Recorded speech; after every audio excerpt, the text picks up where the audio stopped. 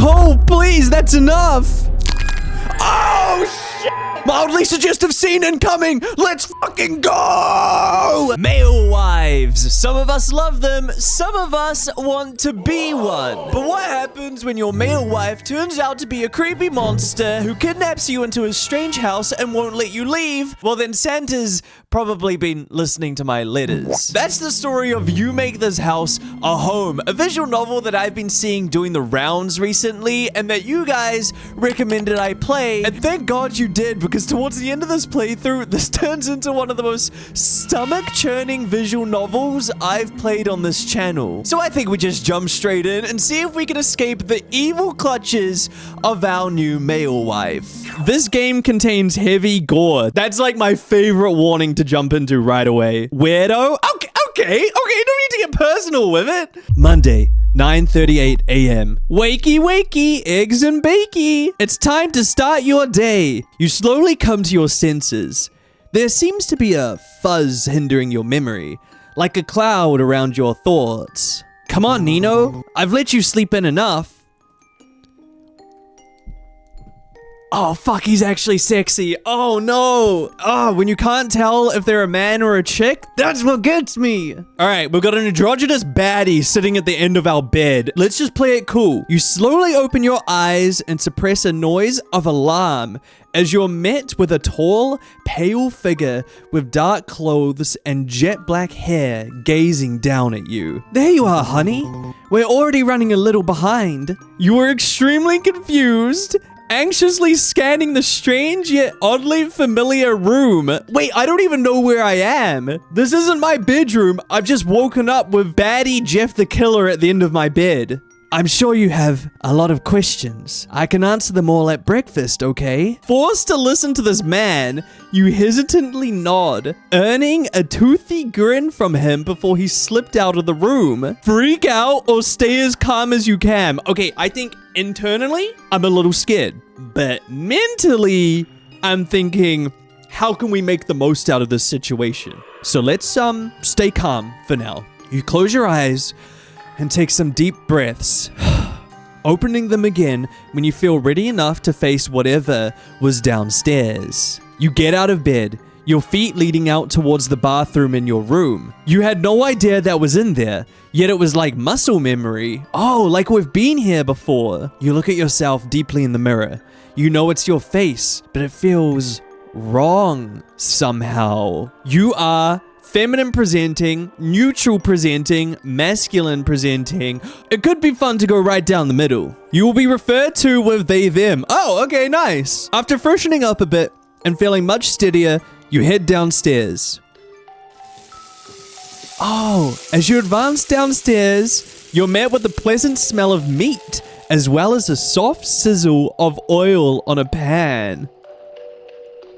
You take a seat at the table, not knowing what else to do. Hey, there's a little note up there, and a little Polaroid, and some tinfoil behind the oven for some reason. You see the back of the stranger, now wearing a baby pink apron that seemed a touch out of place with his entire aesthetic. You also couldn't help but notice the odd way stray locks of hair were floating over his head, as if stuck to the ceiling by the tips. Maybe he just doesn't shower. Maybe he's just a bit of a boy failure, alright? Sometimes we go through these phases. You could hear him humming softly as he killed the heat of the stove and began plating the food. Oh, I hope it's eggs and bacon.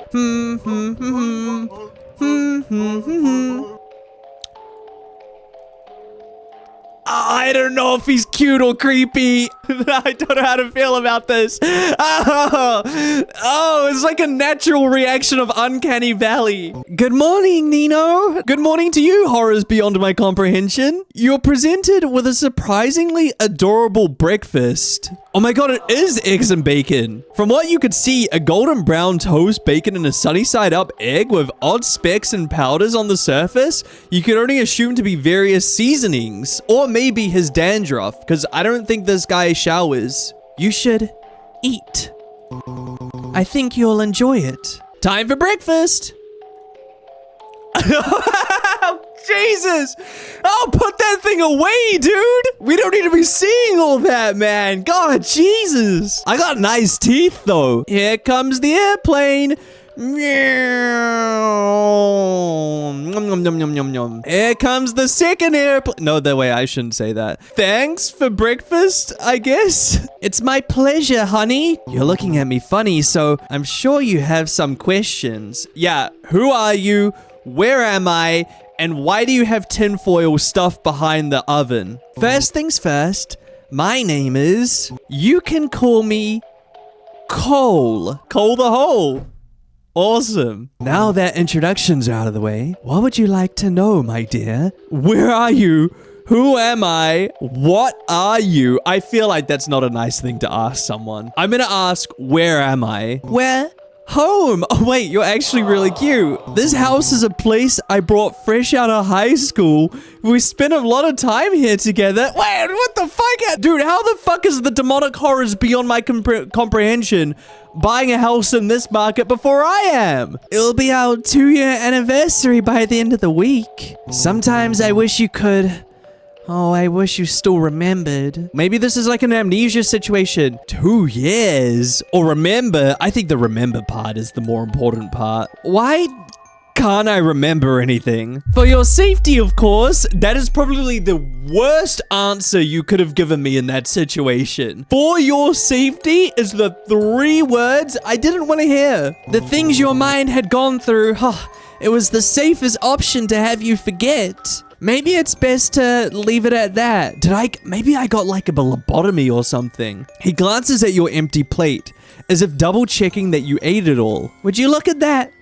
You're all done with breakfast. He took the plate from in front of you, placing it in the sink and running the water. You're free to roam the house and explore, if you want. You stand from the table, feeling a little less uneasy now that you have food in your system and your most pressing questions somewhat answered. We could explore the house or stay put. I think we should have a little look around, see what else we have in the house. We could look around downstairs or head upstairs. You know what, let's have a little look around down here and see what there is. You look around, seeing a modest living room right beside the kitchen. The severe lack of walls was kind of unsettling. What do you mean they're right there? If you look around at any point of the house, you could see everything with little to no obstruction. You spot a hallway beside the staircase that leads upstairs. You peek around the corner to see a door. The front door. You glance over at Cole, who is still preoccupied in the kitchen, and tiptoe into the narrow hall. It's a gloomy scene. Ominous, even. Has he barricaded the window? Oh, look, there's a window on the side, too. Plant needs some water, too. That's looking kind of dead. Where the door window should be was 2 wooden planks neatly nailed onto the surface, as well as duct tape along the glass beside the doorway. You see a small table with a drawer and a plant on top. Inside the drawer was a house key, random receipts varying from last year to the year before, and a Polaroid. He was even sexier back then! No, sorry, that's a lie. I like them a little disheveled and looking like they haven't gone outside in 2 years. Who's the baddie with the ponytail? A slightly crumpled Polaroid. It genuinely just looks like we're at like a diner or something. It showed 3 people. On the left, a man with long blonde wicks. And on the right, a woman with sparkling ginger hair. And in the middle, a man with silky black hair with a familiar shit-eating grin. I do like a shit-eating grin. Cole? No way, this was the same guy as the one in the kitchen right now. This guy actually looked good, normal, human.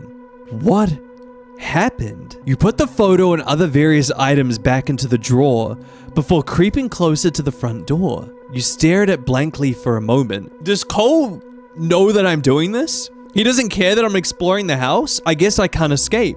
You could leave, but would it even be worth it? You don't know anything about the world anymore.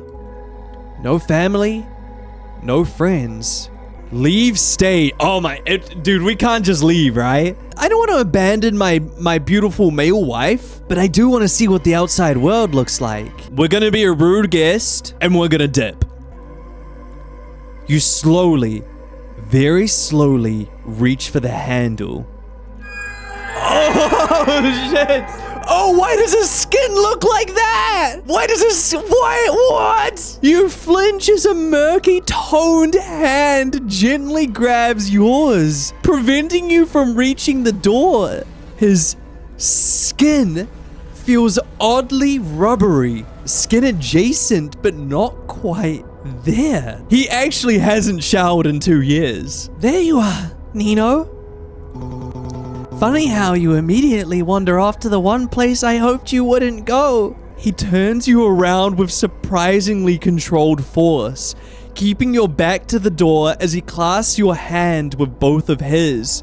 Dude, he was way too skinny to have any strength in him. Fuck! Oh my god, dude! What the fuck? What was that for?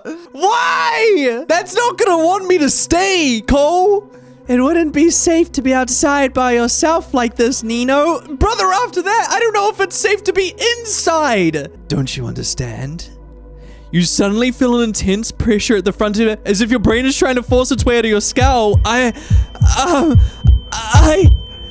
You feel as though your head is splitting. You can't even get a word out. See, look what happens. Let's lay you down. Huh? You remember being led by careful hands to what you could only assume to be his couch. Rest your eyes for a while, honey. It never gets easier to do that. You slowly come to your senses, the distant sound of soft humming coming from the kitchen. You prop yourself onto your elbows. Your ears were ringing slightly, but it was manageable. My ears are always ringing, dude. It's tinnitus. Oh, shit. Wait, I take it back about what I said about interior design. This is nice. Look at all those Polaroids down there. I wonder if it's of the friends. Cole? The humming stops, and you hear a rush of footsteps before Cole is looming over you. You hardly have time to register how quick he moved before he was helping you up. Hello, dear. How do you feel? Dog, this is the male fantasy. Bro, if I'm not wearing a hyper-realistic PNG of an apron and looking like the most disheveled servant ever, then I'm not doing my job as a male partner. I think the one thing that he's lacking is he's not on his knees groveling at my feet. Hello, dear. How do you feel? Fine, I guess. What happened? How long was I out? He stared at you blankly for a moment before replying. I'm not sure. I found you on the ground unconscious, so I laid you down to rest your head. He's lying! Did him touching me, did he somehow make me pass out? You feel a faint squirming sensation in the back of your head. Oh, I see. What time is it? Cole's expression lightened up once more as he slowly led you towards the kitchen.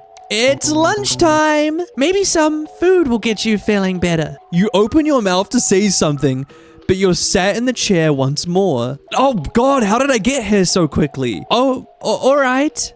Monday, 1:30 p.m. You are just so cute. Really? You're presented with a normal-looking sandwich. From what you could see, 2 slices of bread, lettuce, tomatoes, lunch meat, and cheese. Where is he getting his groceries? Do you think he's just like door dashing them in? You should eat. I don't like having to feed the whole. Dude, he even cut my crusts off. That's how you know he loves me. Yummy. Lunch finished. There was an odd aftertaste in your mouth. A little bitter. Cole, what was that sauce? What's on your mind, honey? Who are the people in the picture, Cole? Wait, I can remember that? I thought I would have lost my memory. Oh, they were people we were close with. He replied softly, examining your expression closely.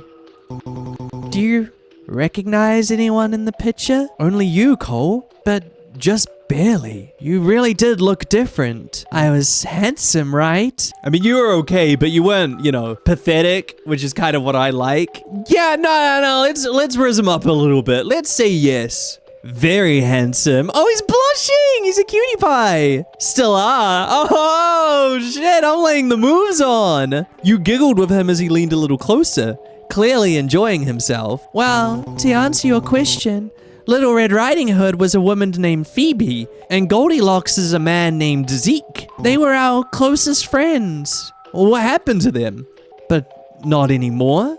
No, not anymore. He lets out a soft sigh, glancing down at your empty plate, as if double-checking that you ate it all. Why does he do that? Why is it so important you finish all your food? Well, looks like we're all done here.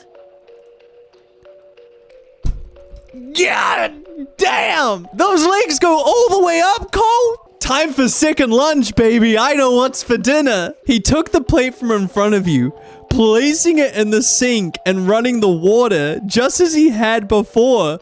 Bro, there is no way that his head isn't touching the ceiling. His knees come up to the sink. Safe to assume you were free to do what you wanted again. You stand there for a moment, unsure of what to do next. Look around upstairs. It's our only option. You decide to take a look upstairs. Oh, it's nice. A little classy. A little PNG of a chandelier. That's classy. That's nice. Once you reach the top of the staircase, you scan the upstairs. There's a chandelier above you. It stands out quite a bit against the bland colors of the home. It looks antique. The second floor itself is modest and very simple, with only 3 doors that you could see. One with a sign that had your name, one with wooden boards over it, and another tucked away and locked tightly. Yeah, the one with the wooden boards in it definitely has the bodies of our friends in there. You could only assume this was Cole's room. Oh, which one do we explore? I have a feeling the boarded room and the locked room are going to be completely inaccessible, right? So our room would be the only option we can actually get into. However, I am really interested in the boarded room, so I think we should go have a look over there. Some of these nails aren't that secure. Oh, that means he was in a rush to put the boards up. Maybe there's something around that you can pry them loose with. Okay, well then let's go over to Cole's room. The door looks like it's been modified. Where a doorknob should have been is a handle with a large padlock hanging off of it. If Cole has a key, it's hidden somewhere. Wasn't there a key downstairs? Okay, well let's head over to my room then.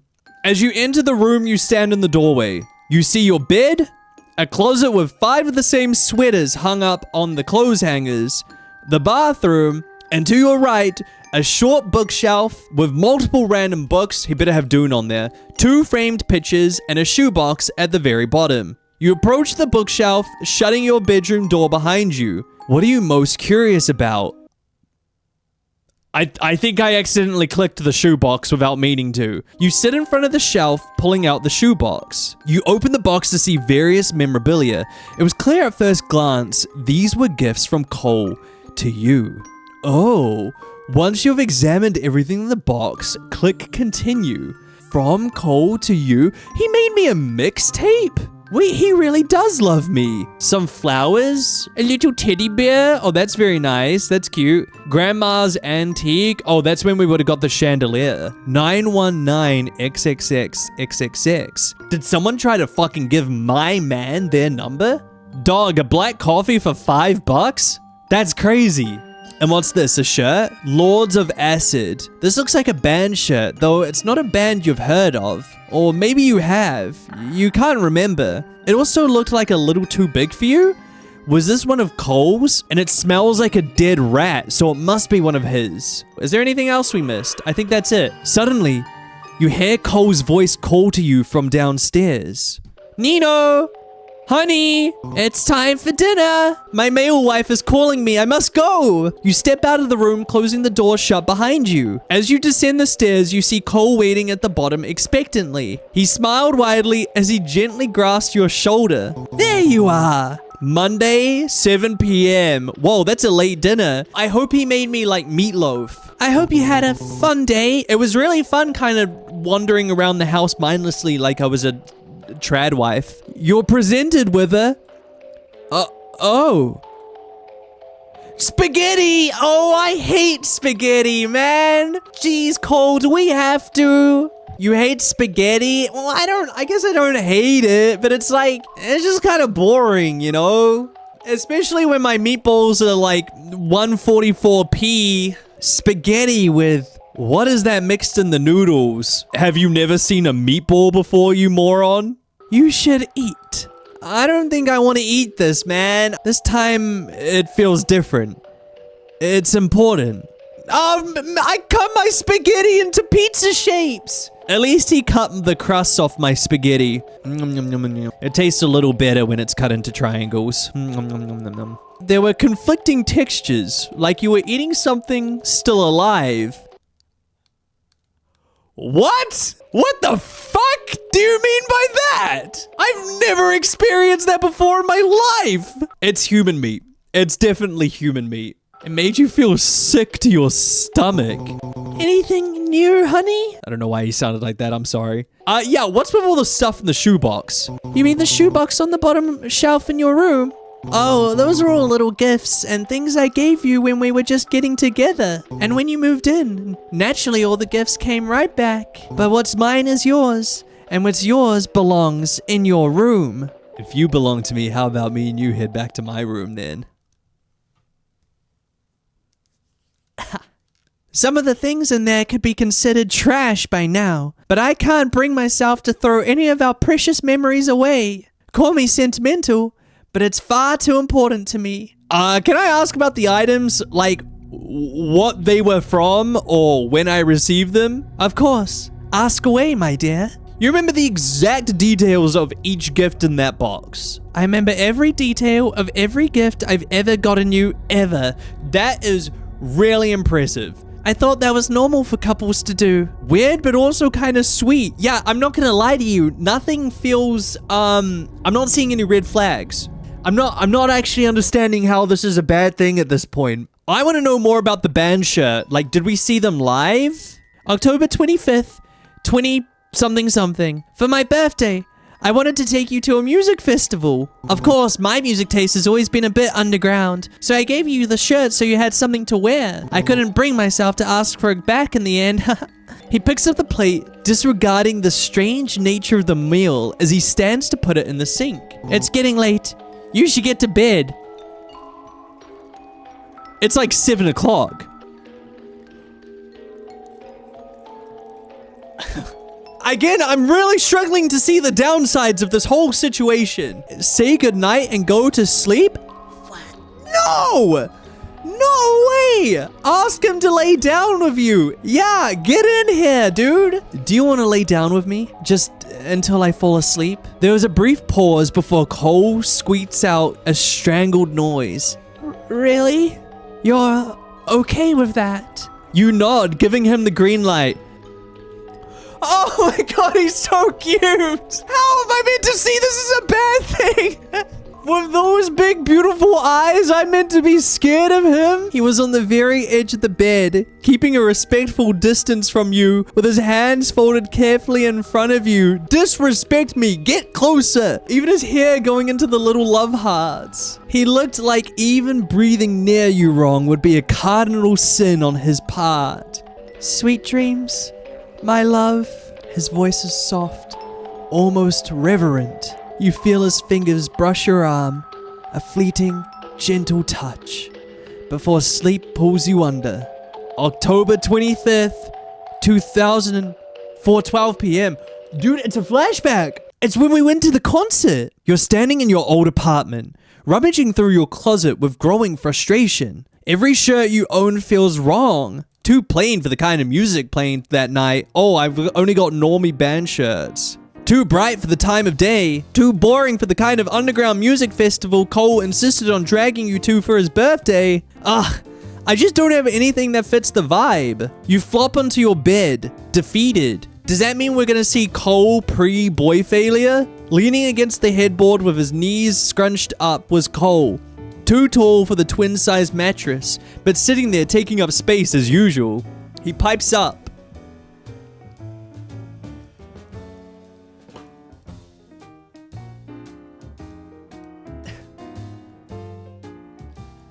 Oh, ooh, she. Snatched waist, ponytail, and a crop top? Kidnap me. Sorry. I got a little something for you if you want it. On your birthday, you got me something? Oh, only so you don't look like a lost tourist at the festival. He reaches into a tote bag he had brought with necessities for the night and pulls out a black band shirt. Soft, worn, and clearly loved. The design is faded, the logo half cracked, The fabric stretched in places. On it was a half-naked woman striking a pose, with big pink letters on the side spelling Lust. Lords of Acid, one of Cole's favorite bands. So this is a real band, right? Should we listen to a song? Yeah, okay, this is fucking fire. Lords of Acid, one of Cole's favorite bands, and apparently now one of mine. This is yours. That it was. Now it's yours. Cole, I can't wear your favorite shirt. You can, and you will, because you'll look adorable in it. He tosses it at you, and it lands in your lap with a soft thud. You're ridiculous. And you love me. Are we dating at this point? We must be dating at this point. You roll your eyes, but you're smiling. It smells faintly like him. Ugh, dead rats. Laundry detergent, cold air, and something warm you can't quite place. It's huge. It'll look cute, oversized. You just want to see me drowning in your clothes. Maybe. He shrugs, feigning ignorance, knowing fully this was for his own indulgence. I'm his birthday gift. I wanted today to be special for you too. My birthday doesn't matter much to me, but spending it with you does. You look down at the shirt again, fingers brushing the cracked ink. Thank you, Cole. Really. He beams, bright and earnest. Put it on. I want to see. You stand, slipping the shirt over your head. It hangs loosely, the hem brushing your thighs. Wait, why am I his femboy boyfriend in this situation? He reaches out, gently tugging the sleeve to straighten it. You could, cut it up or something if you want to match with me. He offered, referring to his own stylized shirt of one of that band's albums. Maybe tie it or something. Okay. Perfect. You open your mouth to respond. Dude, that first half of the sentence, I thought it was going somewhere else. But the room lights flicker. The gentle moment broken. Cole's smile lingers, but the edges blur. Smear, melting into darkness. Tuesday, 9:29 a.m. Rise and shine. Oh, and we're back to reality. A familiar voice rings gently in your ears as you blearily open your eyes. And he's back! What happened where he went from endearing, sexy, going to festivals to this absolute male wife boy failure? How did we get here? Waking up this time around was less taxing than yesterday, not as much drugs. Oh, look at you, early birdie. And noticeably less disorientating. Good morning, Cole. Huh? Cole practically flinched where he sat, nearly tumbling off the bed entirely. Is it because I said his name? You remembered my name, he exclaimed, all too loud for how recently he had woken up. Huh? Was that wrong? Were you not meant to know his name or something? Am I meant to forget everything at the beginning of every morning? At your confusion, Cole frantically looked around the room, as if the walls themselves were listening in on something not allowed. It's nothing. Come down for breakfast when you're ready, he said slowly as he got up from the bed, gently clicking the door shut behind him as he left. I wonder if the dream we had is because we picked the shirt as the item we want to talk about. So if we picked the CD or the teddy bear, are we going to remember those memories? As you advance downstairs, you're met with the familiar smell of bacon, egg, and toast. You take a seat at the table, watching the back of Cole as he mechanically made breakfast. He says nothing this time as he sets down the toast. It makes you a little anxious, hearing Cole this quiet. He knows that something's up, something's changed. Breakfast passes quietly, the same as yesterday, save for Cole's lighthearted banter. He was gazing deeply into your eyes, as if trying to assess something. His face was completely blank. It was so unnerving. You have some time before— Wait! We didn't get to wander around this time? You freeze mid-step. Cole stands at the bottom of the stairs, apron still on and looking damn good in it. Hands clasped tightly in front of him. Can we talk before you wander off? What is wrong with his hand? He's got the arthritis fingers. Look at them. His tone is gentle and he's smiling like before. But there's a strange urgency beneath it, like he's afraid you'll disappear if he looks away. Talk about what? Just this. You. Today. He gestured toward the living room. Come sit with me for a bit. Please? You nod, unsure what else to do. Cole briefly ducks into the kitchen before returning with his apron neatly folded once more. You sit on the couch. Cole sits beside you after setting the apron down on the coffee table beside a stack of Polaroids. Close, but not touching. Is it because every time he touches me, he gives me a migraine or something? His posture is stiff, like he's rehearsing how to be normal. You remembered my name this morning. Yeah? Well, you're not supposed to do that. Oh, that's not good. Are you mad at me? Did I do something wrong? I can forget. He says it quietly, almost like he's afraid of the words themselves. Is that bad? Yes. Well, no, it's wonderful. It's just unexpected. He fidgets with the helm of his winter sweater, twisting the fabric between his fingers. He looks away, embarrassed. But today is different. You're not supposed to be different. Different how? I don't know, but your vibe is just different. He leans forward slightly, studying your face with unnerving intensity. It's nice, but it's wrong. You shift uncomfortably. Cole? What exactly did you want to talk about? Everything. He says it too quickly. I mean, just whatever you want. I want to hear you talk. About what? Anything. Your thoughts. What do you think of the house? What do you think of me? I don't have any thoughts. I've pretty much just spawned into existence. Why? Because I like hearing it. Time to indulge his ego for a little bit. You're being weirdly needy today. Don't you dare say that about my boy. He can be as needy as he wants.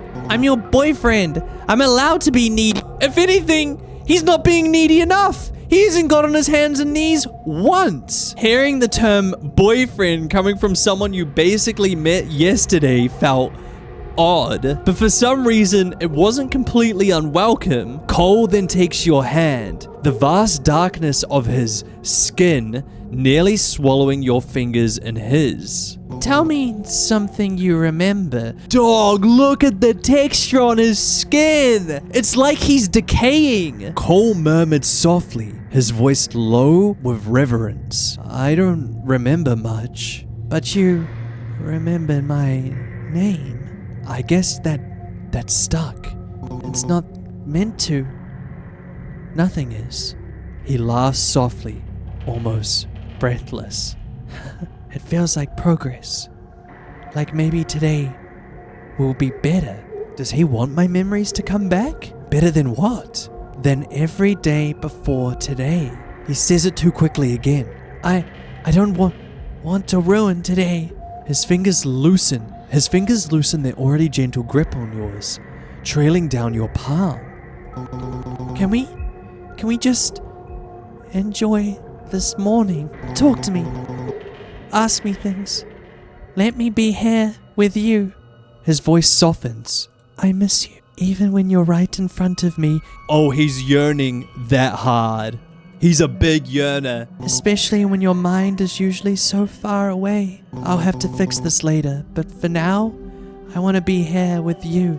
Wait, you have to fix what? Ask about the house or ask about him? I could ask about how he managed the mortgage down payment at the age of 18. No. I should ask about him. I need to know more about him, like how we got like this. Tell me about you. Me?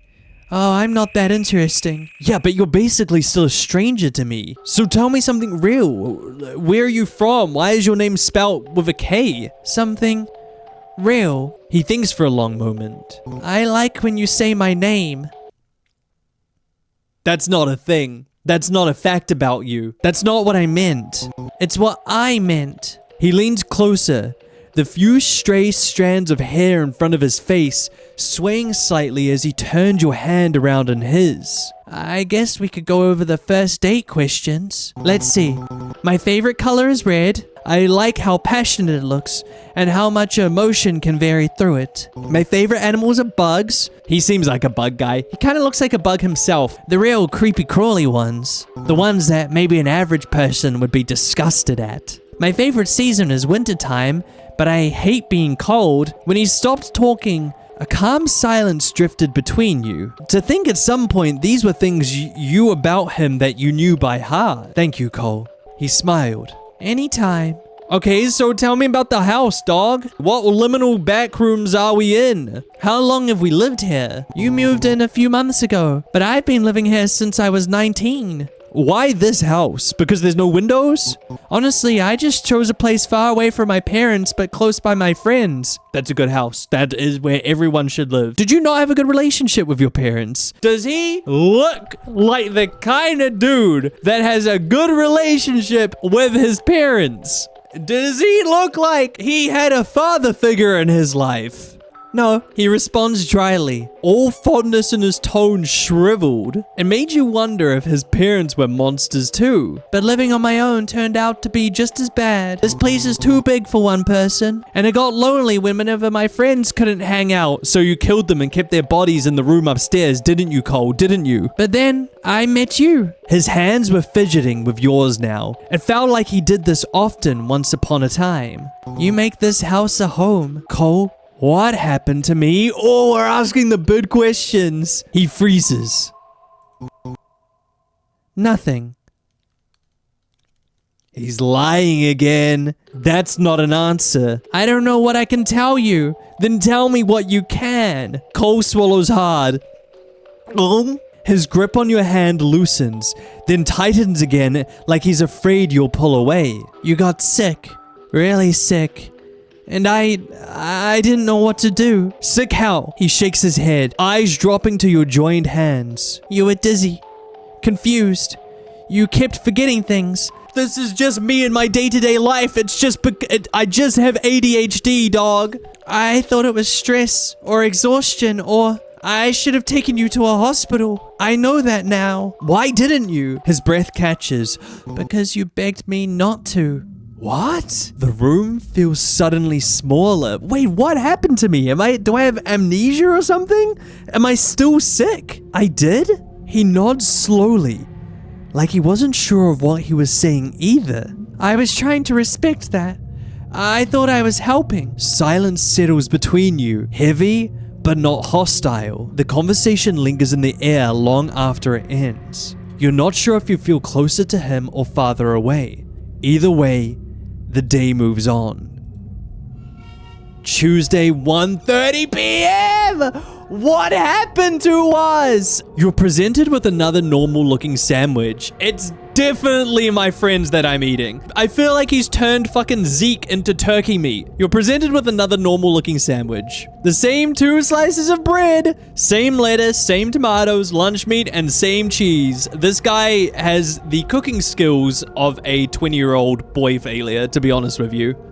You pick it up and take your first bite, while Cole continued to watch carefully. Once you have finished, the same bitter aftertaste lingered in your mouth. I'm confused. Is he drugging me to make sure that my memories don't come back, or is he drugging me to help my memories come back? He's drugging you with a special sauce to get you pregnant? Have you seen his hips? With a waist like that, dude, I'm getting him pregnant. Once you have finished, the same bitter aftertaste lingered in your mouth. So? Nothing. Cole blinked, a little confused. Nothing at all? Yeah. Oh, I see. But he eyed your empty plate as always.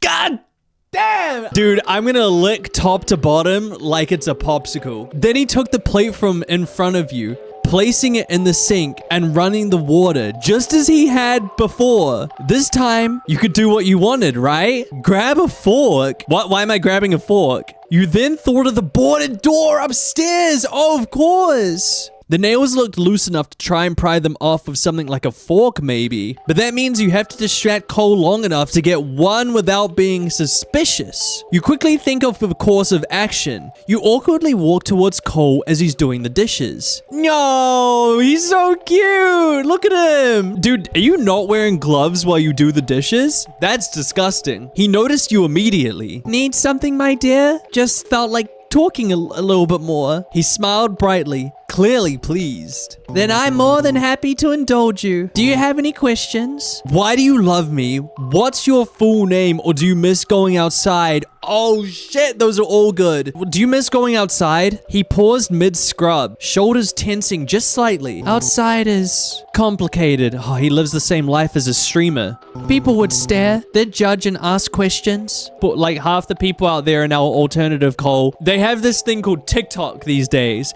And I'm telling you, Cole, you make one TikTok and you would go viral. Get this dude on social media and he would have a following in a day. But with you, I don't mind it as much. So yes, I miss it, but not as much as I'd miss you. Cole, 2026 was made for you, dog. People like you thrive in today's society. Oh, I get to ask everything. Okay, fun. Well, what's your full name then? Drop the govy for me. He paused thoughtfully. It's been a long time since I've said it out loud. Cole is Low-key. Maybe this dude is on TikTok. Why is he dropping the low-key? Yeah, Cole is like low-genuinely just more comforting for me to hear, dog. You know what I mean? But if you really want to know, Sarcolin.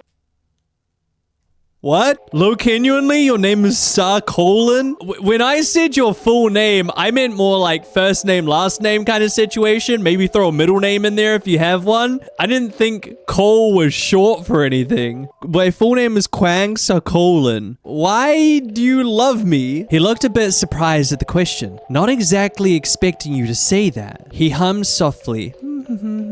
Eyes drifting to the sink as he pondered how to verbalize the sheer weight of what he felt for you.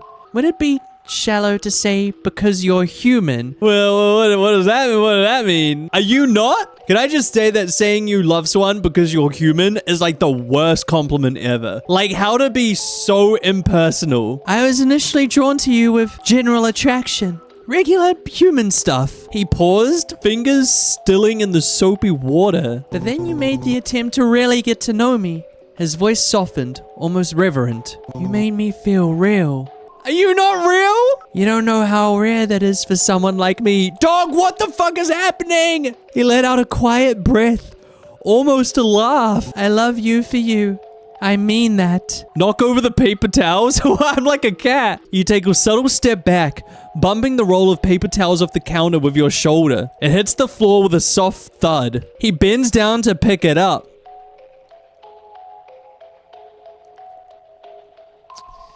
Good view from the house. You're lucky you're cute. I get that a lot. This was the distraction you needed to grab a fork from the drawer. Oh my god, bro. I thought we were trying to distract him to go upstairs. And I was like, what? Why would knocking over a towel distract him for long enough? You hastily pull it open just a bit before closing it. Dude, there's no way he doesn't hear that. Walk away. Sorry about the trouble. I'll get out of your hair now. He turned around as he placed the paper towels back on the counter. Oh, no problem, honey. Accidents happen. You waste no time to hurry upstairs. The boarded door stands exactly where you left it. Wow, he boarded this nicely too. You wedge the fork between the first nail and push. It gives way with a strained metallic groan that makes you wince. You work quickly, listening for any sign of Cole coming upstairs.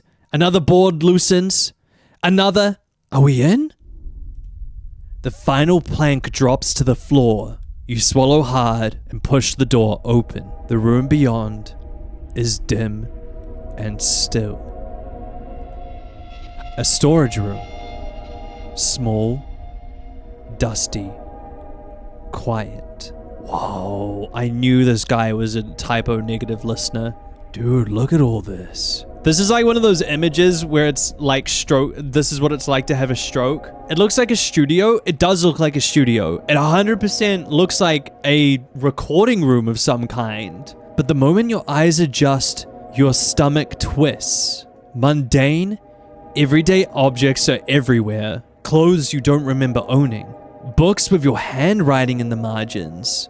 A backpack, a phone charger, a stack of notebooks tied with twine. A framed photo face down on the floor. You kneel beside a box labeled with your name. Your fingers brush the lid. Something warm flickers in your chest, like recognition trying to break through the fog. You open the box. Inside are small objects, trinkets, receipts, notes, pieces of a life you can't remember living. Suddenly, you hear Cole's voice call to you from downstairs. Nino, honey, it's time for dinner. We literally just ate lunch 20 minutes ago. Wait, so it was everything I owned. Liv was in that room but bought it up for some reason. You step out of your room, closing the door shut behind you. As you descend the stairs, you notice that Cole wasn't at the bottom to greet you this time. He's gonna see that I've taken the boards off of the room. Dinner smells like spaghetti once again, but the moment you step into the kitchen, something feels off. Cole stands at the stove, shoulders low, movements slow and unfocused. Cole? Hello, honey. Dinner's almost ready. His voice is soft in a way that doesn't sound like him. Are you okay? Yeah. Just tired. Have we upset our boy wife? He tries to smile, but it doesn't reach his eyes. Oh my god, I'm a horrible partner. You sit as he sets a plate in front of you, then lowers himself over the kitchen table once more. Dinner is quiet. Not tense, just muted. Sorry. I'm not very talkative tonight. He's going nonverbal. It's okay. He gives a small, grateful nod. I'd be better after some sleep. That's all. Something about the way he says it makes your stomach twist. When you're finished, he stands and gathers the plates. You can go rest. I'll clean up. You sure? Yeah. Go on. He turns back to the sink, the soft clatter of dishes echoing through the dim kitchen. You watch him for a moment longer. Something is wrong. He just won't say what. Communication is key in a relationship. Come on, tell me what's wrong, baby girl. You crawl into bed, alone this time, as exhaustion settles into your bones after another strange day. The lamp beside the door casts a soft glow across the room, and your eyes grow heavy. Sleep takes you quickly. You wake up, but this time Cole is nowhere to be seen. Your room is bathed in darkness. The lamp you had fallen asleep with is turned off, so he's come into the room. You don't remember turning it off. You sit up slowly, letting your eyes adjust to the dark.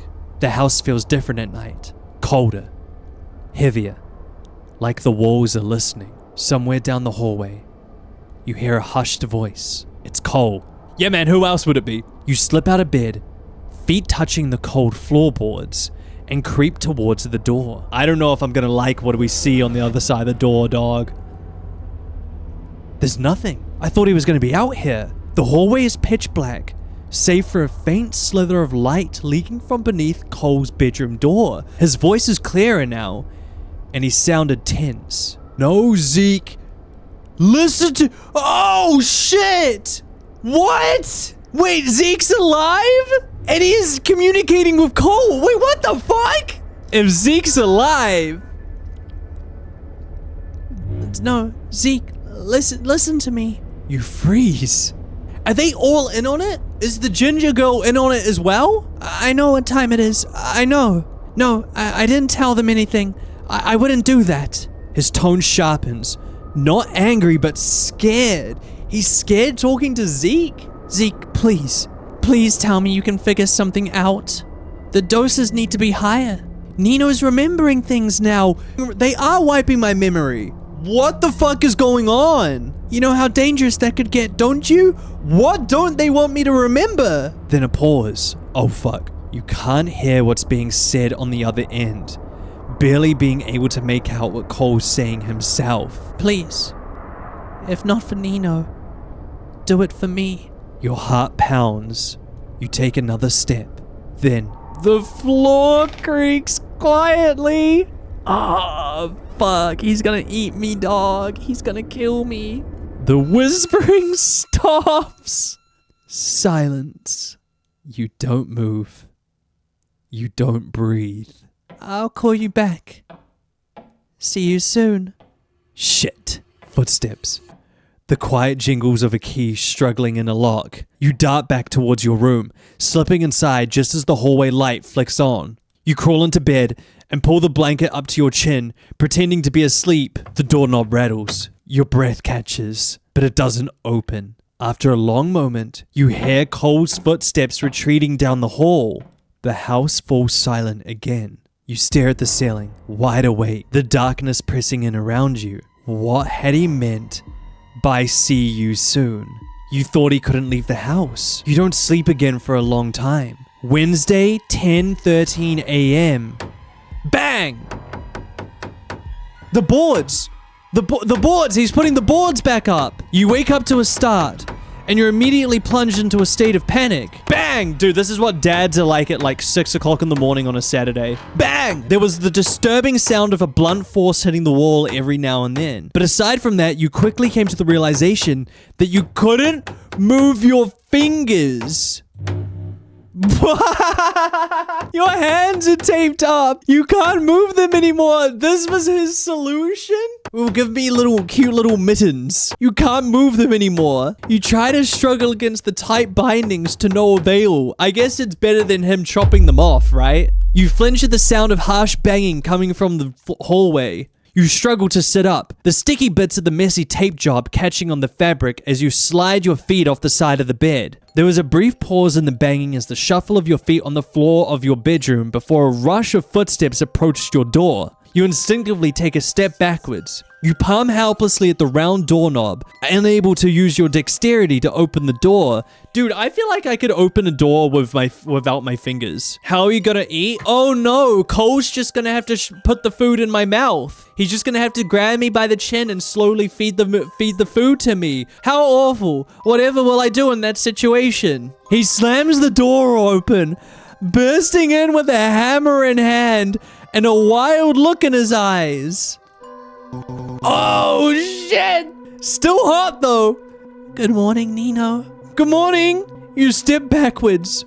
Further. The back of your knees brush up against your bed once more at the sight of the figure you had familiarized yourself with looming past your doorframe with a hammer in hand. He glanced down at the tool in his grasp, his ink-dark fingers wrapped around the handle, far too comfortably for your liking. Wait, he's still so baby girl, though. I'm sorry I made you mad. It won't happen again. He smiled, slowly tucking the hammer behind his back, the instability in his eyes glinting unnervingly. I was just about to finish anyways, honey. He suddenly crowds you on the bed, leaning down with the hammer still behind his back.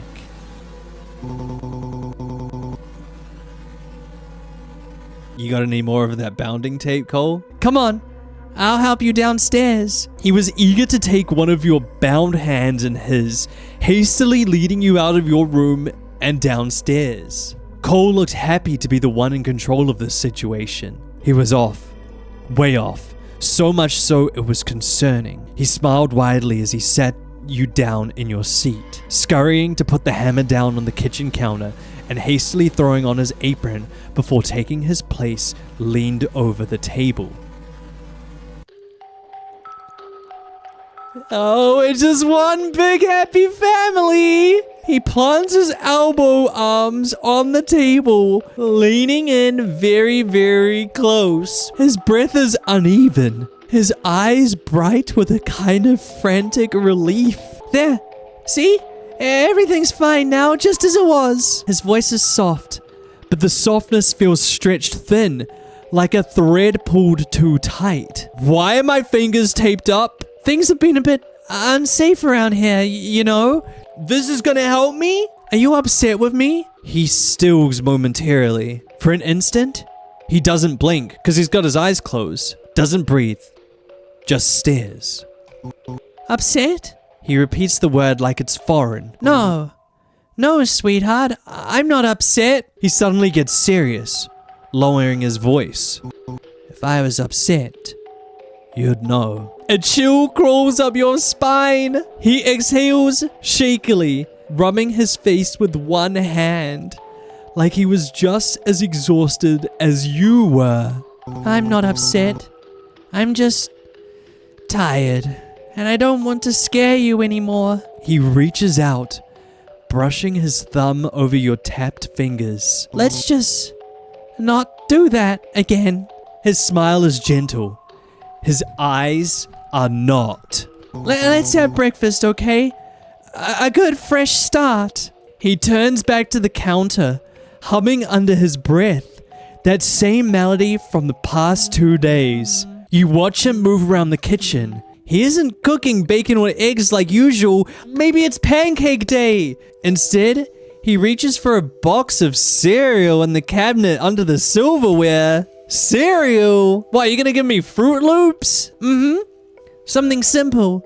Something easy on your stomach. He pours the cereal into a bowl, adds milk and stirs it with a spoon, all casual like, oh, he is mad at me. Then he brings the bowl to the table. He sets it down in front of you with a bright, expectant smile.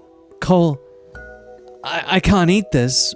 My hands. He cuts you off with a soft laugh. Is he gonna feed it to me? I know. That's why I made something I can feed you. That's so sweet. You tense up. He'd even taken the freedom to feed yourself from you. You had completely shattered his trust. Now everything was under his control again. He scoops up a spoonful of cereal, holding it up with a tenderness that feels horribly out of place as he held the spoon to your mouth. Open up, sweetheart. Yes, sir. Why cereal? You never make cereal. His eyes narrowed a bit. Question time is over, honey. He nudges the spoon towards your mouth again. Eat. You hesitate. Then open your mouth. He beams. Good. Good job.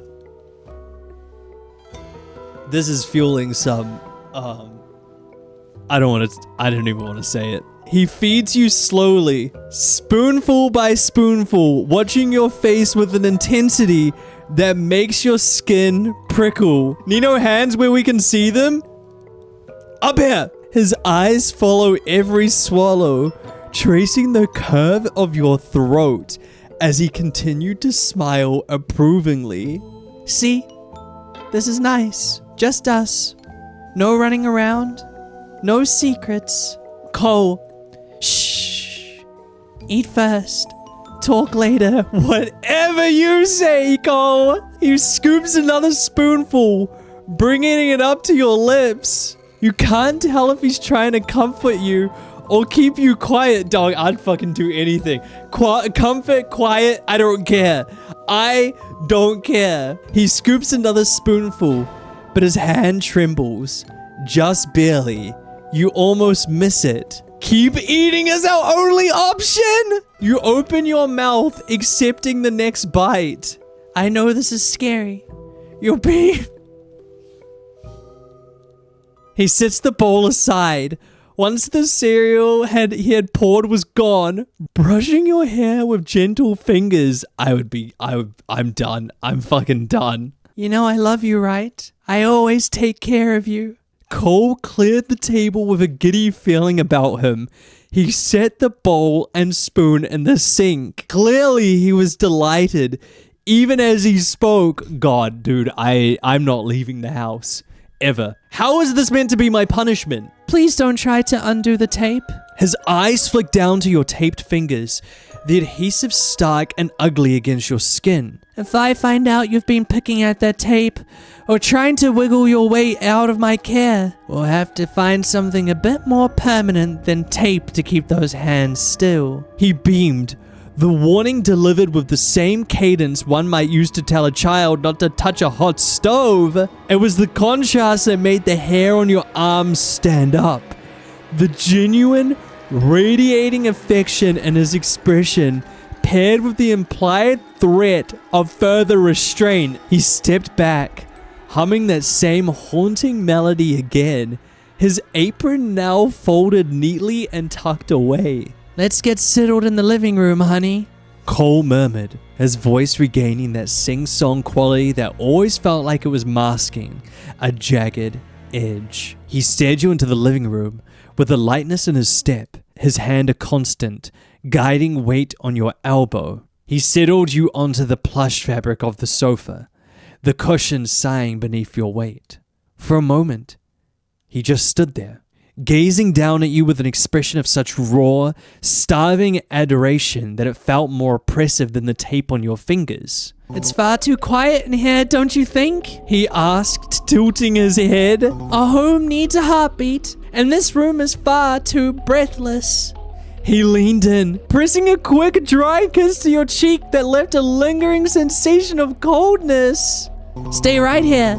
You can look around at things there, but please don't go anywhere. I'm gonna find my record player. I believe I left it in the coal closet downstairs during the last spring cleaning.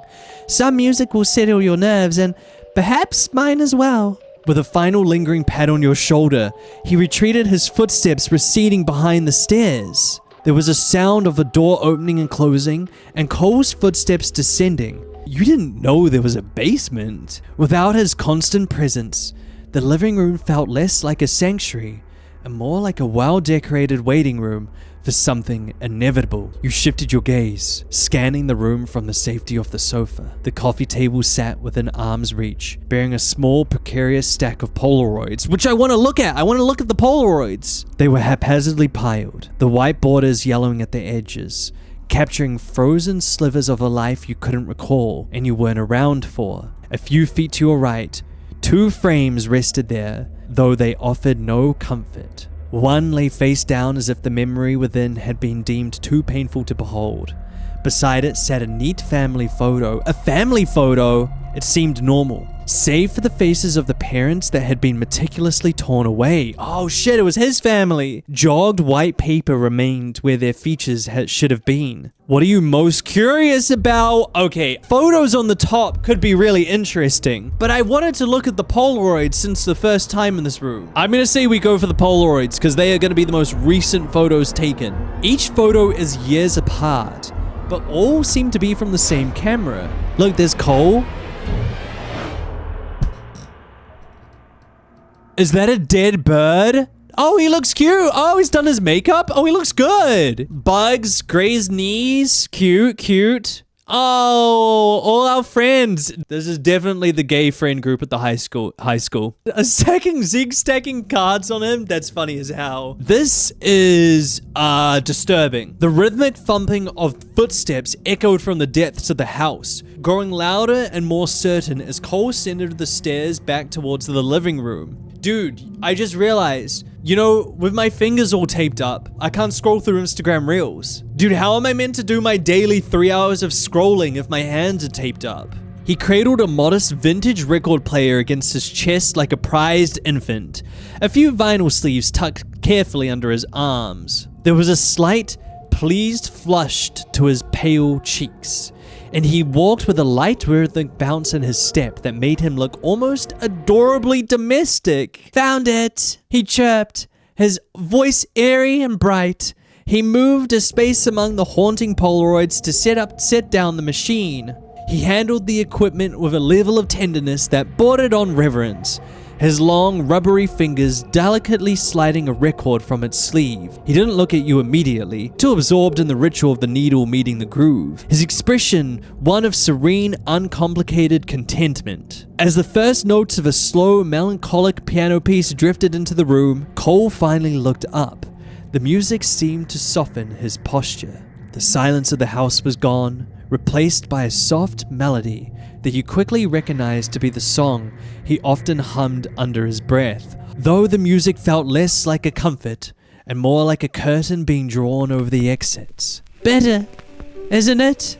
His voice barely whispers over the piano. The atmosphere is everything, Nino. It transforms a house into a sanctuary.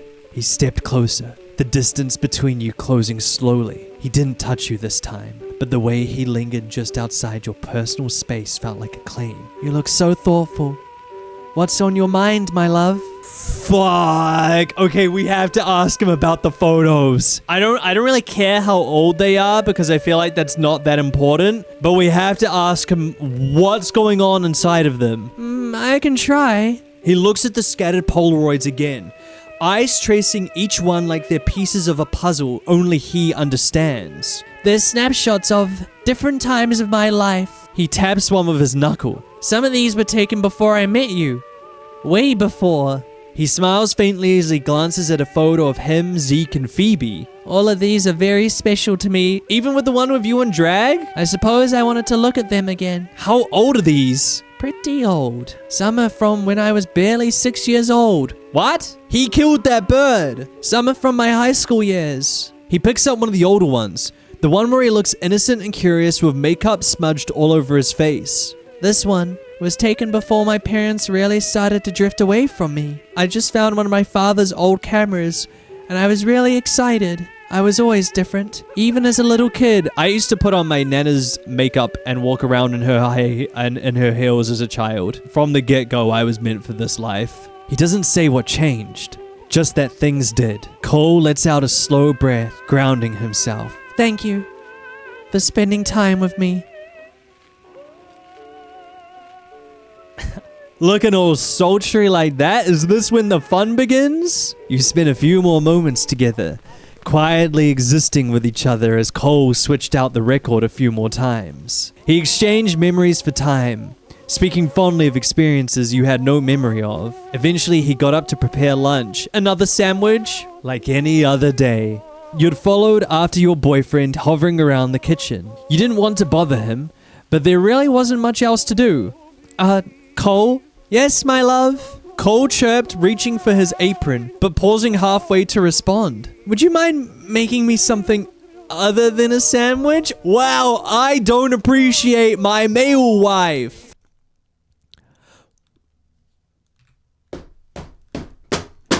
He's so cute. He's hitting the...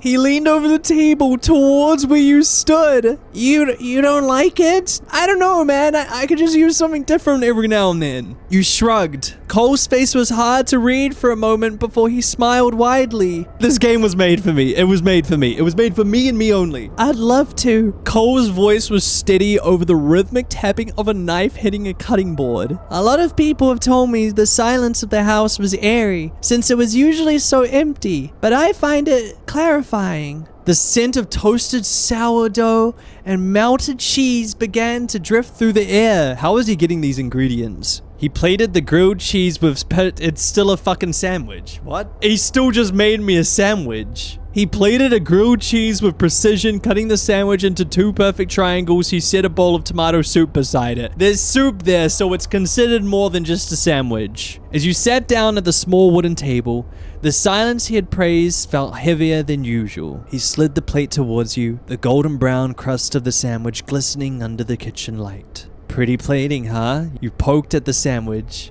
the cheese stretching in a satisfying, gooey string. I was just thinking that you're very precise. Even with the food, everything is always so symmetrical. Cole let out a soft, humming laugh, leaning his chin on his hands as he watched you take your first bite. Precision is a form of love, don't you think?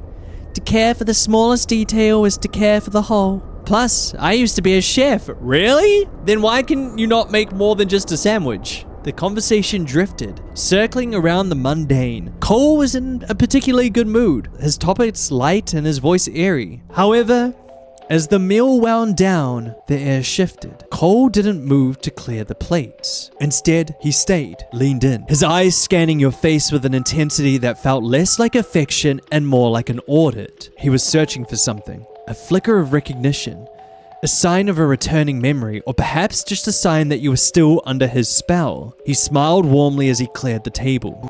If you want some time to yourself, now's the time, my love. You nodded, your gaze trailing to the corner Cole had disappeared past to get his record player. You were curious about that basement. Cole called out over his shoulder before you could go down. Oh, would you like something different for dinner as well? Yeah, that sounds nice, Cole. He hummed out an acknowledgement, finalizing your conversation. You drifted further into the hallway, past the living room, and the stairs back up, your fingertips trailing along the bland wallpaper.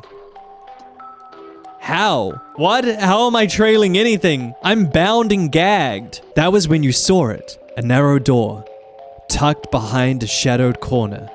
Unlike the other doors, it wasn't boarded up or even locked up. It was simply closed.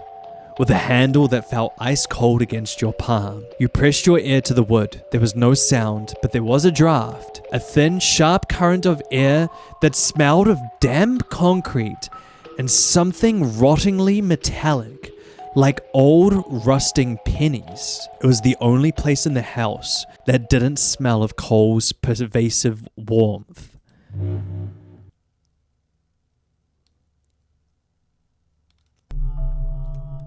Dog, do I have to go down there? The door pulled open easily and without a noise. Is the smell gonna be rotten? You flicked on the light switch next to the door, revealing a steep set of wooden stairs that plunged downward into a yawning, void darkness. Your heart drumming a frantic rhythm against your ribs. After another moment of doubt, you flick the light off and slowly close the door. Oh, hell no, dude! You were curious, but not that curious. Maybe I should have been curious. Maybe I should have gone down to the basement, dude. It probably would have been safer than up here. As you turn around to head back into the living room, you jump a little out of your skin at the sight of Cole leering down the hallway with his record player tucked neatly under his arm. His expression is scared, but also relieved. A moment of silence passed between you two. There's nothing down there. Cole said monotonously. I believe you, Cole. Just junk that cluttered space up here that I didn't have room for. I understand, Cole. Knowing him, he was probably lying. But at the same time, you weren't too sure if you wanted to find out this truth. You don't have to be so careful around me, honey. Cole murmured, his voice regaining terms of tenderness as he stepped closer. You can be curious. You can even be suspicious. I've always loved that spark in you. The way you refuse to just accept the world as it's handed to you. He reached out to brush the strands of hair from your forehead. For a moment, the tension from the basement door dissipated, replaced by that suffocatingly sweet domesticity.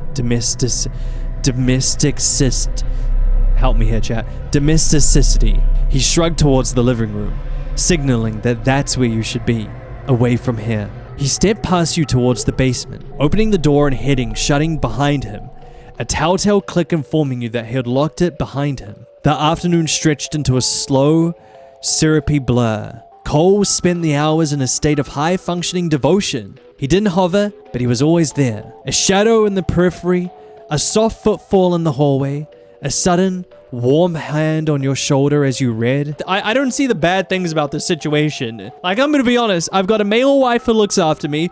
I'm loved and adored. I get to read, you know? It's not like he's stopping me from doing fun things. I love a good book. Every time you caught his eyes, he beamed with a quiet, proprietary pride, as if your mere presence in the room was a trophy he had won. I'm a trophy wife to the boy wife, and kept dustless. However, as the light began to fail, shifting from a pale gold to a bruised purple outside the cracks of the shutters, the atmosphere shifted. The evening had passed quickly, boringly so, and before you knew it, you were in bed. Wednesday? No idea what time. The silence in the house usually felt like a blanket, but tonight it felt like a veil. I can't believe this is going for 4 days. You woke up to a rhythmic, gritty scraping that echoed up through the floorboards. You lay still for a long time, staring at the ceiling, listening to the cadence of the noise. Scrape, swirl, crush. Scrape, swirl, crush. It wasn't until you heard a soft knocking at the front door did you finally snap to alertness. A cold curiosity, sharper than your fear, nudged you out of bed. You crept out of your bedroom door, your feet finding the cold spots on the hardwood to avoid the creaks. From the top of the stairs, you saw his tendrils moving to open the door. What do you mean tendrils? You slowly peered down the stairs, careful not to be seen. What? What is he crushing up? Cole was sitting at the table, though the chair you usually sat at was repositioned. He was using a mortar and pestle, the heavy stone bowl grinding something white and brittle into a fine chalky powder. You watched the way his shoulders shifted, the tension in his frame suggesting a level of concentration that bordered on desperation. When the door unlocked, another person opened the front door from the other side. Yo, it's Zeke! It's Zeke! It's Zeke. His hair, he can use like tentacles, which, you know, keeping that in mind for later on. And secondly, he's grinding up a bunch of pills that I assume he's been giving me. Zeke is in on this as well. So they have been drugging me, and Zeke has been getting the medication and dropping off the groceries. Like I said, I always asked, where were the groceries from? You're late. Oh, does that mean I have to come up with a voice for Zeke as well? Your eyes widen at the sight of a familiar, unfamiliar man entering the house. A tall, dark-skinned man with long, blonde wicks holding a paper bag of what looked to be groceries. I'm sorry. His voice was low. Lower than Cole's, but with a constant exhausted tone, so kind of like, got held up at work. What do you mean, question mark? We know who this is. He set the bag down on the table next to Cole, beginning to quietly unload the items. I hope they kiss. This week has been so difficult. Cole murmured, going back to quietly crushing the pills. Nino is upset with me. I keep messing up. The man moves around the kitchen with as much precision as Cole does, tucking a loaf of bread in a cabinet, placing a fresh carton of eggs in the refrigerator. Cole continues to catch up in detail of the events of the past few days, expressing his feelings and thoughts on things that he had kept secret in front of you. And what really caught your eye was the newly filled bottles of pills he slowly pulled out at the end. The same ones Cole was crushing. What did those pills do? Was Cole feeding you them? I just think that everything is going to end really soon. Cole murmured, indicating the last of his thoughts. Doesn't this feel like a rising action? Until the big thing happens that decides how the rest of our lives play out. The other man just nods his head. Clear he wasn't a very talkative guy. What he hadn't seen coming was a small white handkerchief he pulled out of his pockets, along with a small bottle of something clear. It's gonna be chloroform. He poured some out onto the cloth, slowly walking behind Cole's line of sight as he continued to murmur quietly to himself. I'm sure you're right. He hummed before pressing the cloth to Cole's mouth and nose. Oh, what the fuck? It was chloroform! He squeaked with surprise, struggling for just a moment before immediately slumping forward. Was this consensual? Oh, dude! Look at all the stuff out there! His floating strands of hair slowly began to droop and fall, though some stayed connected to the ceiling. What the fuck are you doing to my man? The other man sighed quietly, tossing the cloth into the sink, looking down at his passed out friend. What really shocked you was when he began speaking again. Dog, what the fuck is happening? I didn't mean for you to see that. I was planning on waking you up myself, but I guess this is fine too. Are you breaking us out? He turned around to look directly at where you were sitting on the stairs. Come on, let's talk. Your heart hammered against your ribs. For a long moment, you didn't move, your grip tightening on the banister as you stared at the man who had just completely knocked out the guy keeping you in this house. The shock of seeing Cole, usually so poised, slumped over the table like a broken doll was jarring. But it was the man's gaze that anchored you. His eyes weren't harsh like Cole's, but tired, weighted with a weariness that felt relatable. Slowly, you descended the stairs. As you entered the kitchen, the sharp chemical scent of chloroform still lingered in the air. The thing that got me is, why did Cole just let it happen? You stopped a few feet away from him, your eyes darting from the unconscious form of Cole to the man who had just played the role of the infiltrator. I'm Zeke. His voice a calm rumble that didn't match his actions. He didn't move towards you, and he didn't look like he really wanted to. Cole's old friend. He gestured vaguely toward the passed out figure of Cole. Sorry about the dramatics.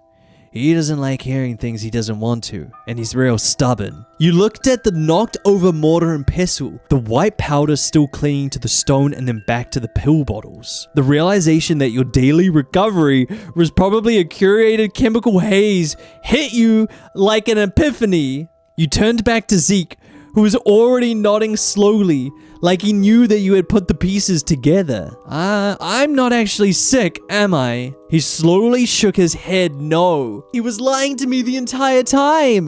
What else did he lie to me about? Does he even really love me? He's feeding me pills to have me forget things, isn't he? He slowly nods again, his lips pressed into a tight line. He glanced at Cole, his expression softening into something like pity as he rubbed the back of his neck.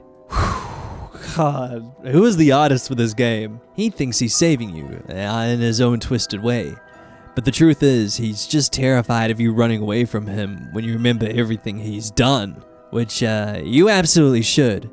He's as irredeemable gets. But that's why I'm here, Nino. Hot boy is gonna die. Cole's gonna like wake up and like stab him through the neck or something. You blinked. My savior. I'm getting you out of here. But we can't do it now. There's still some things I have to do. You whip around at Cole, still very much unconscious at his kitchen table, and back at Zeke with a dumbfounded look. Why not now? Why can't I just leave and you do whatever you need to do? It's a long story. Zeke sighed, walking towards the table once more. But I suppose we do have all night. He stared at Cole's body with an unsure expression. He slowly dug his hands into Cole's pocket, pulling out a key. He hesitated for a moment before leaning down to hoist up his friend under his arm like an animal. Why does he look like that? Wait, how strong is this guy when he's lifting up Cole, who's like 7'5"? Cole is so hot like this, seek help. He looked stupid. They both did. Just stupid, dumb, cute guys. He stared blankly at you with no words. You didn't know what exactly it was he was waiting for. You squint your eyes a little, making a face. He shifts Cole around, grunting softly as he slings him over his shoulder like a sack of potatoes instead. What's all that motion back there, Cole? Wow. He stares at you again, as if silently asking if this was better. You make an incredulous expression, shrugging your shoulders. He shrugged his own, turning towards the stairs with Cole slung heavily on his arm. Zeke navigated the stairs with a rhythmic, heavy thud after flicking on the lights. I don't understand. Why can't I just go? And if Cole knew this was happening, why did Zeke not come to save me earlier if he was the one who was bringing in the groceries and the pills? From their interaction, it seems like Zeke has been in the house multiple times. Cole's limp body bouncing slightly against his shoulder with every step. It was a surreal image, the domestic terror of the house reduced to a piece of luggage being hauled upstairs. You followed close behind, your curiosity overriding the lingering fear. Your footsteps light and hurried as you tried to keep pace with the taller man. As Zeke fumbled with the key and the padlock with one hand, you tried to slip past Zeke to see inside his room, but a surprisingly firm arm suddenly barred your path. It wasn't a shove, just a firm, steady boundary that halted your momentum. Wait here, please. Zeke's voice was barely a vibration. You watched from the hallway, listening to the muffled sounds of Cole being dropped onto a mattress. A moment later, the door clicked shut, and Zeke reappeared, leaning his back against the wall and crossing his arms over his chest. The dim hallway light cast deep shadows across his face, making him look like someone who spent far too many nights dealing with things that shouldn't exist. Alright, his gaze scanning your face. You've got 1,000 questions. I can see them spinning in your head. Start with the big one. First question, where's Phoebe? Where is she in all this? Cole mentioned Phoebe? You asked, your voice trembling. The photo. Cole said we were all friends once. Zeke's gaze dropped to the floor. The exhaustion in his eyes looked like grief. He didn't answer immediately. The silence stretching until the distant hum of the refrigerator downstairs sounded like a scream. Phoebe was the first to realize that Cole's devotion was actually a hunger. She's dead. No! No, I don't care. I've got no one else to compete with then, Zeke. What do the pills do? They're a sort of erasure. They target the short-term memories and the emotional triggers that keep you grounded in who you are. Why would he do that? Why would he want me to forget everything? Zeke's expression remained the same. Sexy. Because Cole is a rotting monster. Yikes. Oh, I wasn't being mean. He's literally a monster. And he's literally rotting. That's what I was saying about his skin. I was like, that's what skin looks like when you died. Don't ask me how I know. He paused, then did something unexpected. He wiggled his hair. They moved independent of each other, writhing like snakes for only an instant before it stopped. Wait, does that mean you're the same kind of monster that Cole is? Second question, does the carpet match the drapes? Like, can you do that with all body hair? Dude, what the fuck is wrong? I'm curious. God, a man can't ask questions these days. They moved independent of each other, writhing like snakes for only an instant before it stopped. Creatures like him, creatures like me, we can't be exposed to humans for too long in that state without things starting to degrade. Was, what's her face? I can't remember her name. Oh my god. Was Phoebe also a monster? You start to go insane. You start to lose your grip on reality, your identity, and your will. As you were doing. The only way he thought he could prevent the crazy was to make you forget. If you didn't remember the things that were triggering the breakdown, he thought you could stay here with him. He looked at you. His eyes waited with profound sadness. He didn't want to help you, Nino. He just went crazy along the way. Who are you, really? Zeke shifted his weight, his shoulder leaning harder into the wall as if the physical pressure helped him hold back his words. A coward. I'm someone who waited too late to finally do something. Oh shit!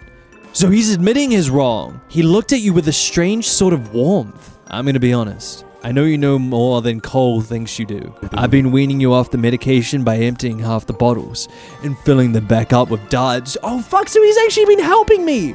So he has been helping me in his own way. Every time you had felt a flicker of clarity, every time the fog had lifted just enough to make you question the locks on the door, that had been him. I know you're probably really confused, and I'm sorry. I'm doing this for you. And for Cole. This obsession he has with you is ruining you both. Eventually you'd overdose on the pills and he'd die of starvation. He can't sustain himself on the energy of a dying mind for long. So they're like psychic vampires. They feed off the energy of other people. I care about you two too much to let that happen, okay? You nodded for a moment, slowly digesting the words. Any day now, Cole won't be able to keep up that form for much longer. He's been slipping out of his control more and more every day. And if he doesn't eat, Zeke trailed off, his voice dropping to a whisper. Bottom line is, I don't want that to happen. I don't know how you feel about any of this, but I'm being selfish here. I can't help myself. You just need to trust me. Why are you in my house? Zeke let out a dry, huffing sound that might have been a laugh if it wasn't so devoid of humor. Technically, this isn't your house. It's just the place where Cole decided you'd be safest. Which, as you've probably noticed by the medication and the locked doors, is his way of saying, where can I keep you under my thumb? You said you were friends. If you're friends, why are you knocking him out and sneaking around? Zeke's gaze drifted towards the closet bedroom door. The closed bedroom door. We were, a long time ago, before Cole decided that love meant this. He doesn't see people as people anymore. He didn't just want your affection, Nino. He wanted your autonomy. Dog, and with the way I was going, I was gonna let him. Those pills don't just cause memory loss. They prune the parts of your mind that make you want to leave. It's like Stockholm Syndrome in a pill. The revelation made your heart drop to your feet. Every kind gesture Cole had made over the last few days, the careful meals, the soft words, the obsessive attention, suddenly felt like an elaborate performance. You looked at Zeke, really looking at him, noticing the way he didn't seem surprised by any of this. What, so is this coming from some sort of savior complex? Savior complex? You must be joking. It's a place of concern, bird. Zeke gently patted your head. It was a sort of awkward gesture, but it felt nice. You should head to sleep. Brother, wait. Shouldn't I leave? What do you mean head to sleep? Shouldn't I skedaddle, scram, skadoosh, and get out of here? I'll be gone when you wake up, but I won't be far. He glanced at the storage room. It would be better if you had your phone, though. I guess I'll have to deal with that, too. He murmured soft to himself. Guess I'm busy tonight. He watched as you returned to your room before heading downstairs to discard the bills. The hallway light was turned off and the house was quiet once again. Doesn't chloroform only last like 15 minutes? End of demo for now, that's it! That's the end of the demo. We didn't see any of the gore or the chase scene. All right, chat. Now that we've played through the first route of you make this house a home, I think the best option for us now is to go back and replay and choose the routes we didn't get to play through the first time while skipping over the parts we've already seen. So this time, if we go to our room, because the first time around we just looked at the box, so this time can we look at the photo frames and see what's in there? Unavailable in demo. Okay, never mind. Let's look at this photo frame. Right, don't worry about it. Never mind. Don't worry about it. Okay, what's this thing we can click on then? You pick up the thin book. It was like one of those blank books you can buy at an arts and crafts store. Is it? It kind of just looks like The Void. You open it to see hand-drawn pictures inside. There are words scribbled beside each drawing. Was this Cole's handwriting? You know, Nino, I wanted to live forever so badly when I was little. Yo, is this gonna be Cole backstory? I didn't have a concept of not living forever until I was like 10. My first existential crisis was my 10th birthday because I hit double digits. I think I spent my entire life looking for you without even knowing it. How could I possibly want to live forever knowing you'd end up dying before me? What? If I was human too, would things be easier for us? Wait, we could have found out he wasn't human, like, straight away. You changed my life, you know. You made me better. Is that me? Is that my bold-ass head?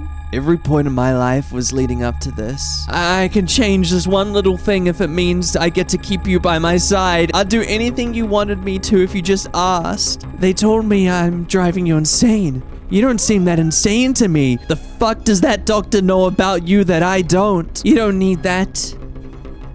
You need me. This goes so hard. I can't stand to leave you. Not when you're vulnerable like this. Just thinking about it makes me sick.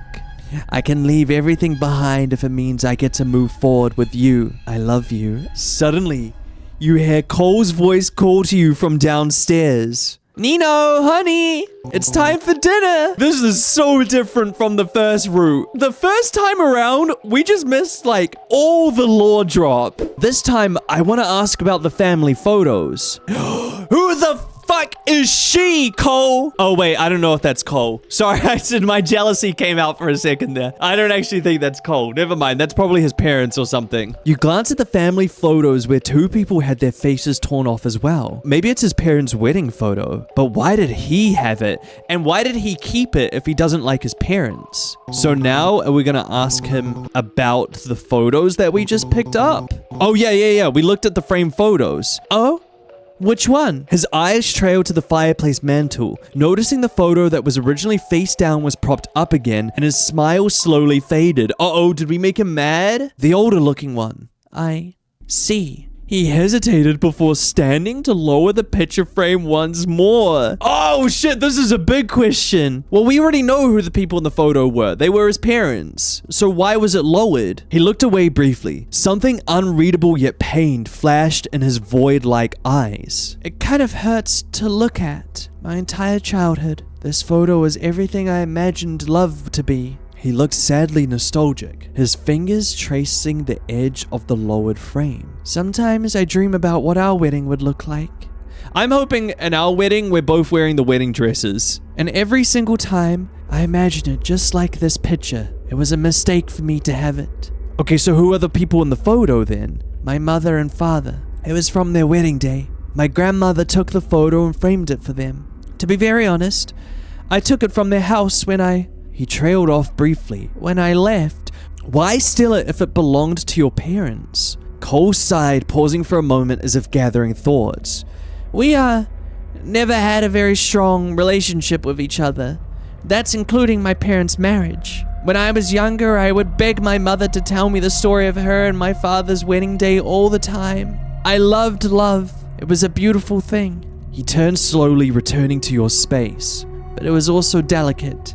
Easily shattered. That's why my mother's happiness didn't last for too long. Dog, if your tragic backstory is that your parents got divorced, move on. You know what I mean? You know what I mean? Like, so many people have divorced parents and they turn out completely normal. I guess that's kind of the reason why I hold on to the love I have so desperately. I'm doing this the only way I know how. After all, my life was filled with people leaving me. Cole's gaze was heavy once again. You don't know my struggle, Nino? Listen. I'm not saying that being a child of divorce isn't traumatic. What I'm saying is that most people don't end up kidnapping and drugging the love of their life and making them forget their memories because their parents got divorced. But you won't leave, will you? Wait.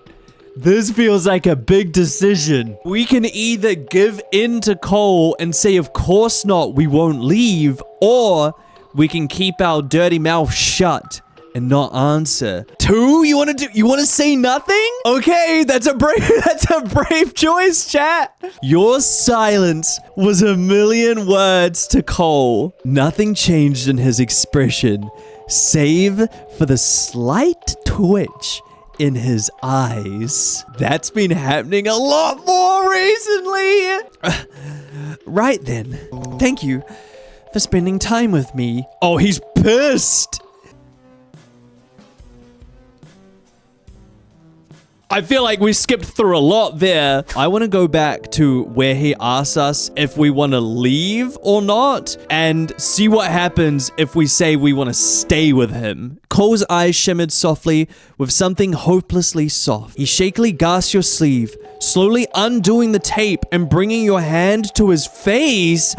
That is intimate. Oh, he's so cute! Why am I gray? He gently nuzzled into your palm. Dude, he's like a little cat. You're captivated or unsettled? I'm captivated. I am so head over heels for him. Mildly suggestive scene incoming! Let's fucking go! Cole practically melted to the touch, inhaling the scent of your skin deeply, worshipfully. Of course. He whispered breathlessly again. My perfect, wonderful Nino. He pressed a soft, tentative kiss to the tip of your ring finger. His eyes met yours, as if searching for a sign of any resistance, even as he gently took the tip of your finger between his lips. When no rejection came. What? The inside of his mouth! Oh shit! He's not even a freak of nature, he's a freak in the bedroom as well. The inside of his mouth was warm. You could feel his teeth gently press into the base of your finger. Ow, he's biting me? Ow, ow. Oh, you got... Dog. Dude, he's getting slimy with it. Wait, is that his entire tongue? His hand slowly trailed down the back of yours, his other keeping your wrist steady. Dog, that is a lot of spit. God, bro is overhydrated. You tried to pull away now, but his grip was firmer than you expected. Cole, you murmured softly, your other, still taped hand on his shoulder now, trying to ease him off, but it was no use. His eyes looked wild. His teeth began pressing down on your nail. What? What? Oh no. No. Cole! You tried again, trying to tug yourself away. Cole, please, that's enough. Oh shit! Man, fuck! Dude got too horny. He got way too horny. Cole completely tore your nail. I hate nail stuff, dog. I hate nail stuff so much. Cole completely tore your nail off your nail bed. His face was shadowed by his hair as he pressed forward, using his height to push you down. His knee pressing down on your stomach, licking his lips of your blood. It's kind of hot. He went on. What the fuck?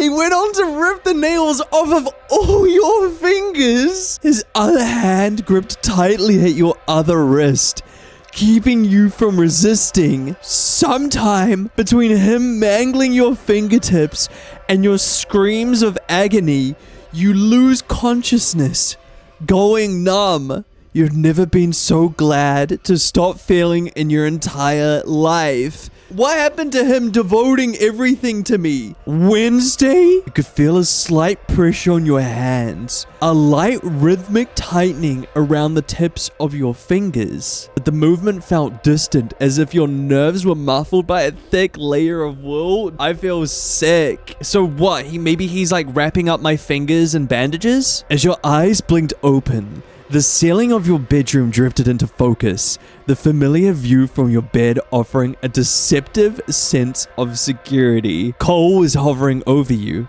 He was leaning in close, his movements slow and deliberate, as he wound a fresh strip of white linen around your fingertips. Every so often, his gaze would flicker up to yours, his eyes wide and brimming with a desperate, watery kind of sorrow. You're awake, Cole whispered, his voice cracking. He didn't pull his hand away.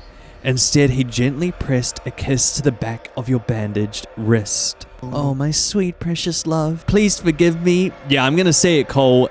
This is gonna take a lot of eggs and bacon to make up for. You tried to pull your hand away, but the movement was sluggish, the numbness acting like a heavy cast. Don't touch me, Cole! Your voice sounded foreign and dry. I'm very angry. I'm tired. So damn tired. That's what he said! That's what he said when he was mad at me! Is this how? Who in this world was I before in life to deserve all of this? The words seemed to hit him like a physical blow. Cole's shoulders hunched forward, his expression twisting in a mask of absolute devastation. I know it's hard for you. It's hard for me too. I know it's unfair.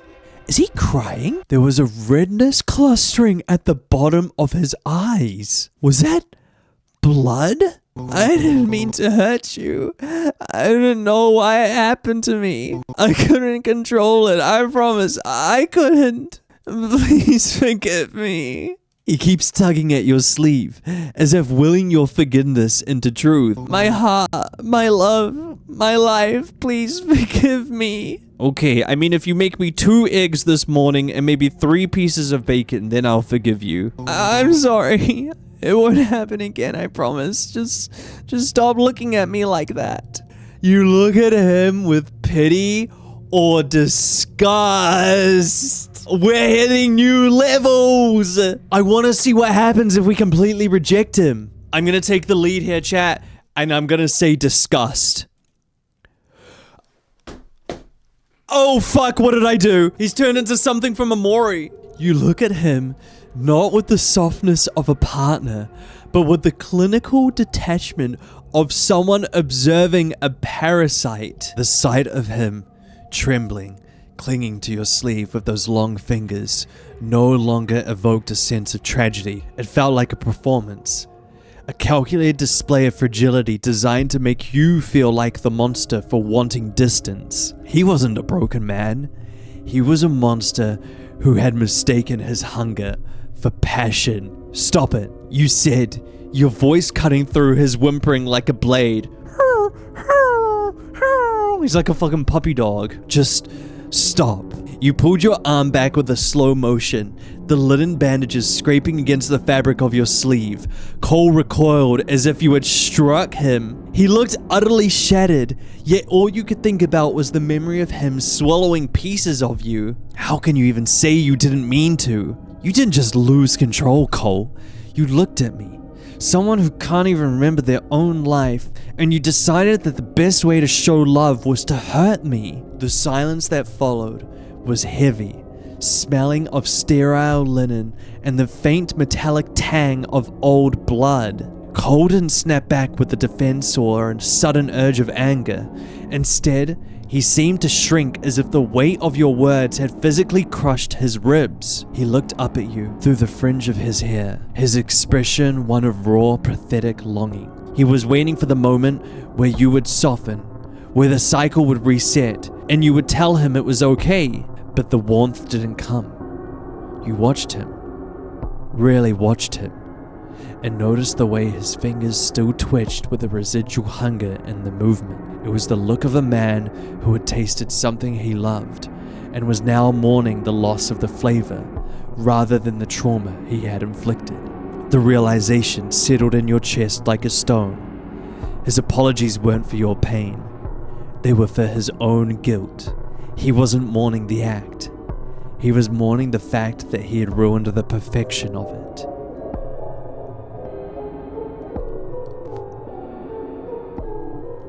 Dog, what did I do? Slowly, a smile crawled back onto his face. So, you still see me after all. Even after everything.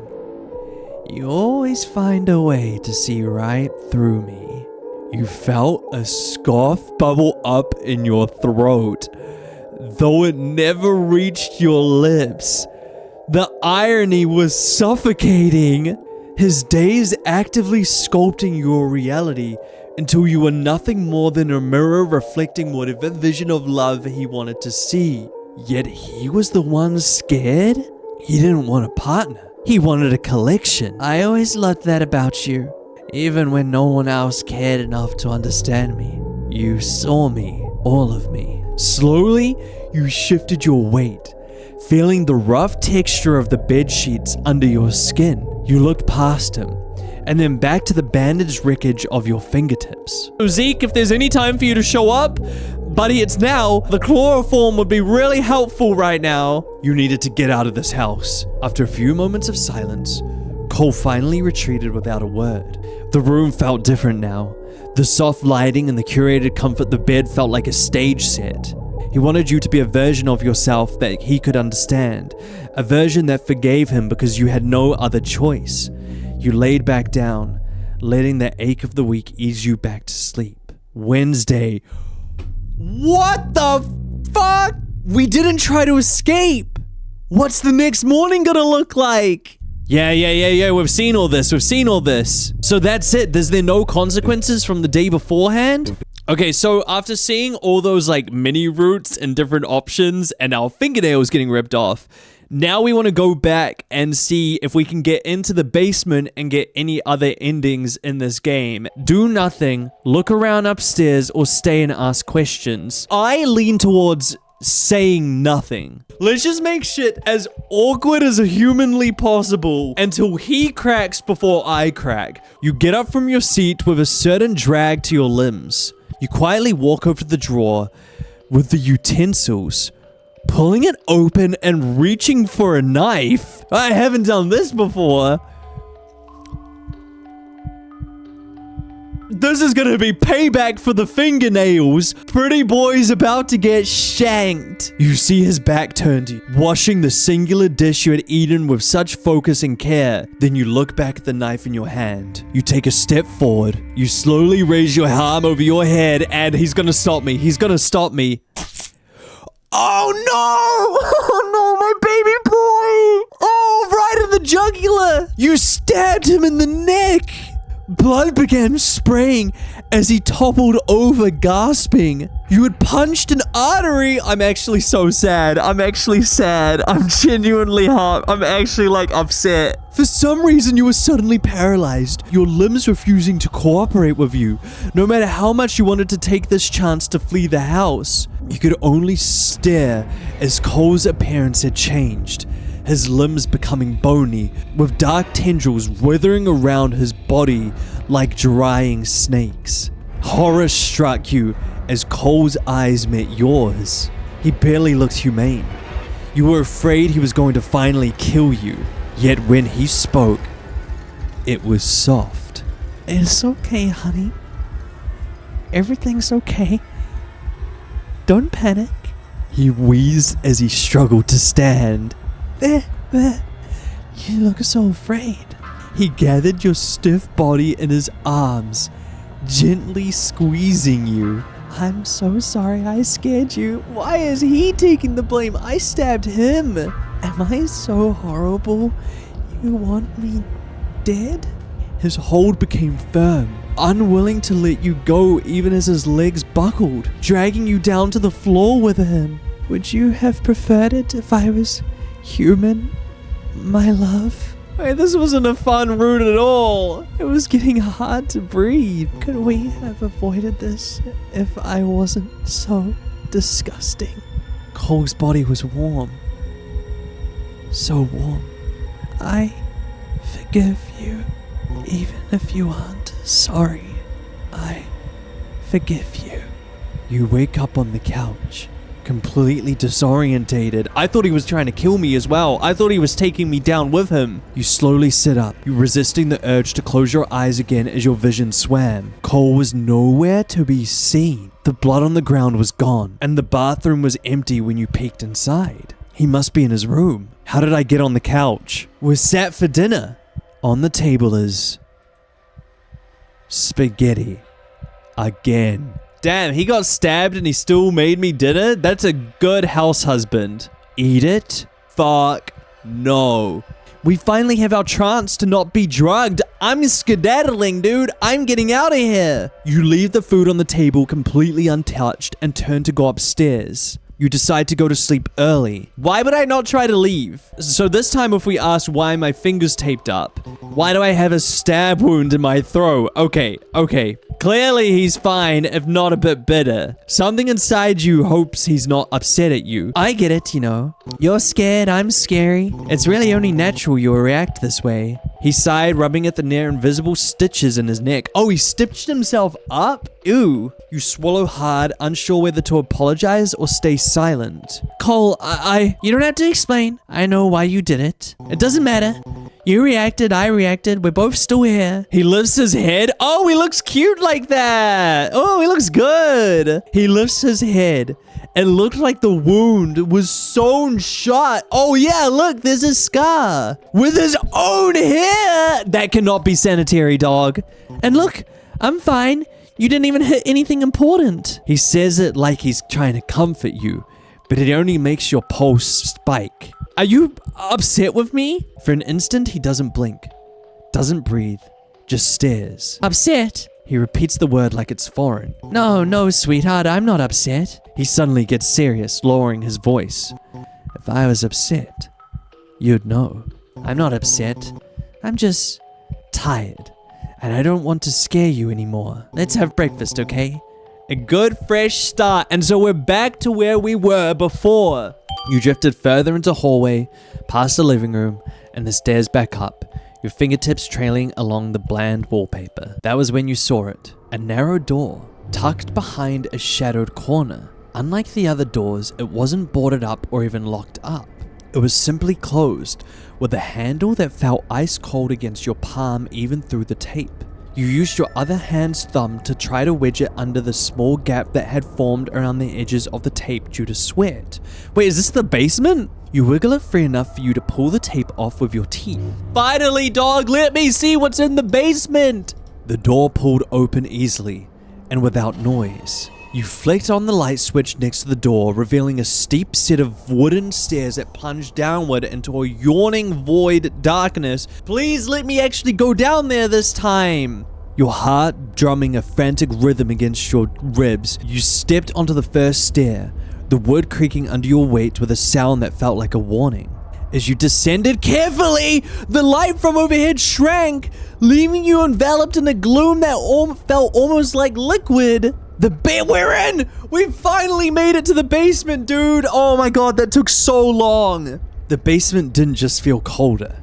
It felt like the house above was merely a skin stretched over something much more sinister. As you reached the bottom step, the light switch you'd flipped upstairs proved to be the only light source. Its rhythmic hum casting long, jittery shadows that seemed to dance independently of your movements. The air was thick and stagnant, the smell of death and rot clinging to your skin like a wet sheet. Dude, we're gonna see Phoebe's dead body. I genuinely think they're keeping Phoebe's dead body down here. As you ventured deeper, the domestic facade of the home disappeared entirely. This wasn't a basement. It was something bad. Torture room, a cellar designed for things that were meant to be forgotten.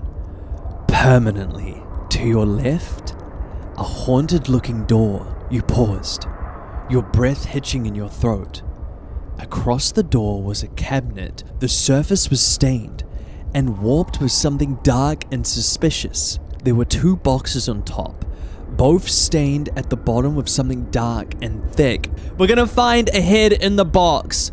The entire room was rancid of an acrid chemical-like metallic smell. What are you most curious about? Whoa, we can either click on the door or the box. Show me what's in the box. You reach out, your fingertips brushing against the cabinet's warped surface. The residue was tacky, a dark mahogany-colored crust that had seeped into the grain of the wood. At first you mistake it for old varnish or perhaps a spilled bottle of syrup from years ago, but as you lean closer, the scent hits you like a physical blow. The sweetness isn't sugary. It's the cloying, heavy aroma of organic decay, a thick perfume of something that has been left to liquefy in the dark. It's the smell of a slaughterhouse hidden beneath a floral curtain. Why would a slaughterhouse? Okay, you know what? Sure. I guess the metaphor makes sense. Somehow, trembling, you pull the cabinet door open. The hinges squeal as if secrets kept behind were crying out. And nestled amongst a layer of grey dust and dead moths sits a small cardboard box. It's a shoebox. Dude, how many layers are there to this? Inside the shoebox was papers and a box of matches. What the fuck? It's a will. And we've got matches, a box of matches with a few missing. Last will and testament of Testahaya mailing, single, married to, I'm gonna guess this is Cole's parents. Children. So, oh yeah, it is. Look. There's Cole's name. Date of birth, the 10th of 25th, 2000. How the fuck am I older than Cole? What else is there? Another will? It says last and will and testament of Yuan Zhong at the very top. The child who receives her inheritance is named Cole. That's all that's in here. The silence of the basement suddenly feels predatory. You realize that while you've been digging through the wreckage of a forgotten life, the house above has gone silent. Oh fuck, and now we get to check the door. Now we get to see what's in the door. It's gonna be my parents' dead body, isn't it? The door groaned on its hinges, yielding to a room that felt less like a living space and more like a sterile afterthought. The inside, the air was thick, not with the oppressive rot that surrounded the cellar, but with the sharp, stinging bite of industrial bleach and ammonia. Show me the rotting corpses! It was a ruddy storage room.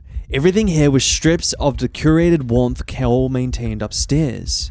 There was no hidden memories or thoughtful trinkets, only metal shelving and the oppressive scent of chemical cleaners that burned the back of your throat. There wasn't much to see. You stepped towards the boxes on top of the cabinet. It was the only thing left you hadn't looked into yet. You reach for the smaller of the 2 boxes, your hand shaking. The cardboard is soft, saturated with something that didn't just spill, but soaked in over time. As you lift it, the bottom of the box feels stiff and tacky, clinging briefly to the shelf before pulling away with a sticky, visceral sound. Ew! It's heavy, too heavy for the size of the box. You hesitate, your stomach churning. But curiosity or some type of morbid compulsion wins. You give the box a tentative shake. From inside comes a low, wet, sloshing thud. It sounds like a piece of raw steak hitting a butcher's block, or a large hunk of meat shifting in a pool of its own fluids. The smell that wafts from the gap in the tape is unbearable now. A concentrated stench of rot that makes your eyes water. You think of Cole upstairs, his gentle smile and the way he meticulously stacks the plates. Then you think of the way he looked at you, with a love that felt almost like a weight. Then you look back at the box, and the contrast is deafening. Open it! Why are we taking so long? God damn, we know how to fucking yap in this game. The man who— oh my god, just open the fucking box! The man who loves you so deeply is the same man who kept this, whatever this is, in the basement. You stare at the other, slightly bigger box, wondering if some things are better left in the dark. But but your fingers are already sitting down on the smaller of the two, reaching for the flap on the top of the second box. Are you ready? God, fuck, after like the 15 minutes of internal monologue we just had, yes, I am ready. Let's see what's in the box. The cardboard gives way. Just show me what's in the fucking box! The cardboard gives way with a dry crinkle as you uncover the opening. You don't find a keepsake or a forgotten heirloom. Instead, staring back at you from a bed of dried blood, pus, and God knows what, is the scorched, skinless remains of a human head. Ew! Is it his dad? I think the eyes have been poked out. To be honest, it's not as gory as I thought it was going to be. Kiss it? No. The features are the ruin of charred cartilage and exposed muscle. The scalp long since gone, leaving a jagged blackened skull with odd tufts of black hair. It's a decapitated trophy of a life extinguished, preserved in a state of perpetual rotting agony. The stench that erupts from the box is no longer a scent. It is a physical force, a thick, cloying miasma, I don't know what that word is, of ancient death and chemical preservations that coats the back of your throat. Your stomach revolts with a violent, sudden intensity. You barely have time to turn away before you are doubled over, throwing up until your ribs ache, the contents of your stomach splashing on the cold concrete floor. The sound of your own sobbing breaths fill the room, but they feel too shallow. Too thin. Wait, I want to see what's in the other box. Your vision begins to swim, the edges of the basement blurring into a dizzying whirl of grey and mahogany. The air feels like it has turned to lead, crushing the oxygen out of your ears as the reality of the object sinks in. This isn't just a macabre curiosity, it is a testament to something monstrous. Panic, cold and electric, surges through your veins. You stumble backwards, your heels catching on the uneven floor. The silence of the house above, which had felt peaceful only an hour ago. Did it feel peaceful an hour ago? Now feels like a predatory silence, a howled breath. You think of Cole's gentle touch, the softness of how he speaks, the clumsiness of how he cares. The contrast is a sickening whiplash. Hysteria is too small a word for the feeling that takes hold of you. You want to scream, but the sound dies in your throat, replaced by a frantic, animalistic need to get away from the box, the smell, and the memory of the thing. You begin to scramble back toward the stairs, your breath coming in jagged, erratic, gasps until familiar arms find their way around your waist, one pulling you tight to his chest, the other clamped heavily over your eyes. What a mess you made in front of my mother, honey.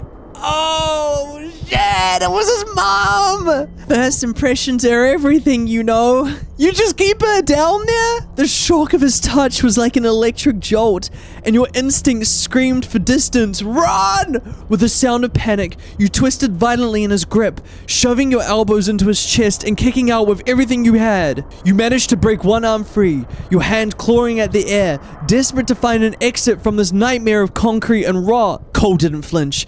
Instead, his expression shifted from a tender smile to something clinical, almost bored. Suddenly, the strange floating locks of his hair surged forward like snakes. God fucking damn it, how does that keep getting me? Before you could scream, they latched around your wrists and ankles, pinning you flat against the cold, damp floors. Well, okay, maybe this isn't too bad. Don't help me, I'm right where I want to be. As you struggled, a painful squirming sensation lanced through your head. A sharp searing pressure began to build behind your eyes.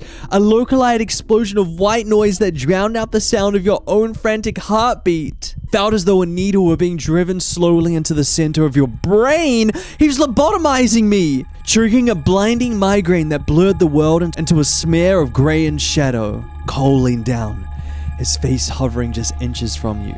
His voice now a low, melodic hum that vibrated through your skull. You always were too curious for your own good, my love. His eyes devoid of the warmth they had held upstairs. But seeing you here, it reminds me of them. The way they used to look at me with that same misplaced curiosity, the same judgment. They never loved me. They deserved every damn second of what happened.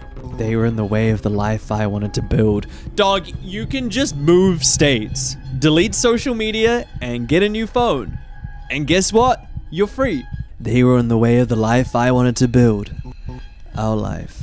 Together. When you wake up, we can pretend this little excursion never happened. And I can pretend you truly loved me and everything I am. Wednesday? The taste of something incredibly bitter was the first thing you felt, clinging to the roof of your mouth. So he fucking drugged me. He's drugged me again because I've got the bitter taste in my mouth. Dude, stop doing that, dog! Stop! There's no reason to do that! Why would you do that? When the world finally flickers into view, it was the canopy of your bedroom and a man. He was familiar. Who was he again? You tried to sit up, and the room performed a slow, sickening tilt. The wall sliding sideways as a wave of nausea surged from your gut to your throat. I've forgotten everything. It wasn't a natural sickness.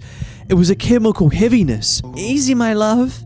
Just a little more sleep. The man's voice murmured, sounding as if it were coming from the bottom of a deep well. His silhouette backlit by the soft glow of a bedside lamp, he looked serene, wearing an expression of heartbreaking tenderness.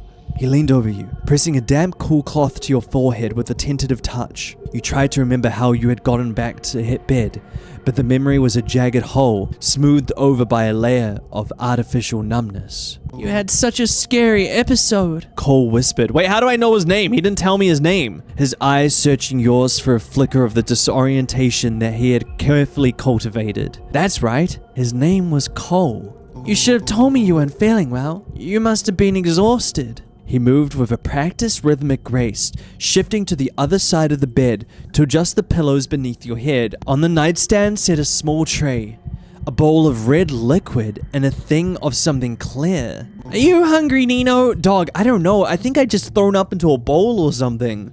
The red liquid in the bowl shimmered, catching the light of the bedside lamp. Is it blood? Your tongue felt heavy, coated in that same bitter residue. I don't know. He reached for the bowl, the ceramic clicking softly against the wooden nightstand, and shifted closer. Just a few sips, honey. It will settle your stomach. Oh, he's giving me Robitussin. He dipped a small silver spoon into the crimson liquid and brought it to your lips. The movement was so gentle that you instinctively opened your mouth to accept the spoon. Ah, tomato. That's what it was. Cole beamed. Very good. He continued to feed you dinner that way. He stayed with you until you fell back to sleep. He was giving me tomato soup. The silence of the house usually felt like a blanket, but tonight it felt like a veil. We're back to where we were before. Dog, that was fucking crazy. The basement scene was insane. So I think that's going to be everything we play for this game. I cannot wait to see what the full game is. Thank you so much for watching. Leave a like and comment down below to let me know if you want to see more of these, and I'll catch you in the next one. Bye. Bye, everyone. Don't get trapped by any scary men who keep you in their house.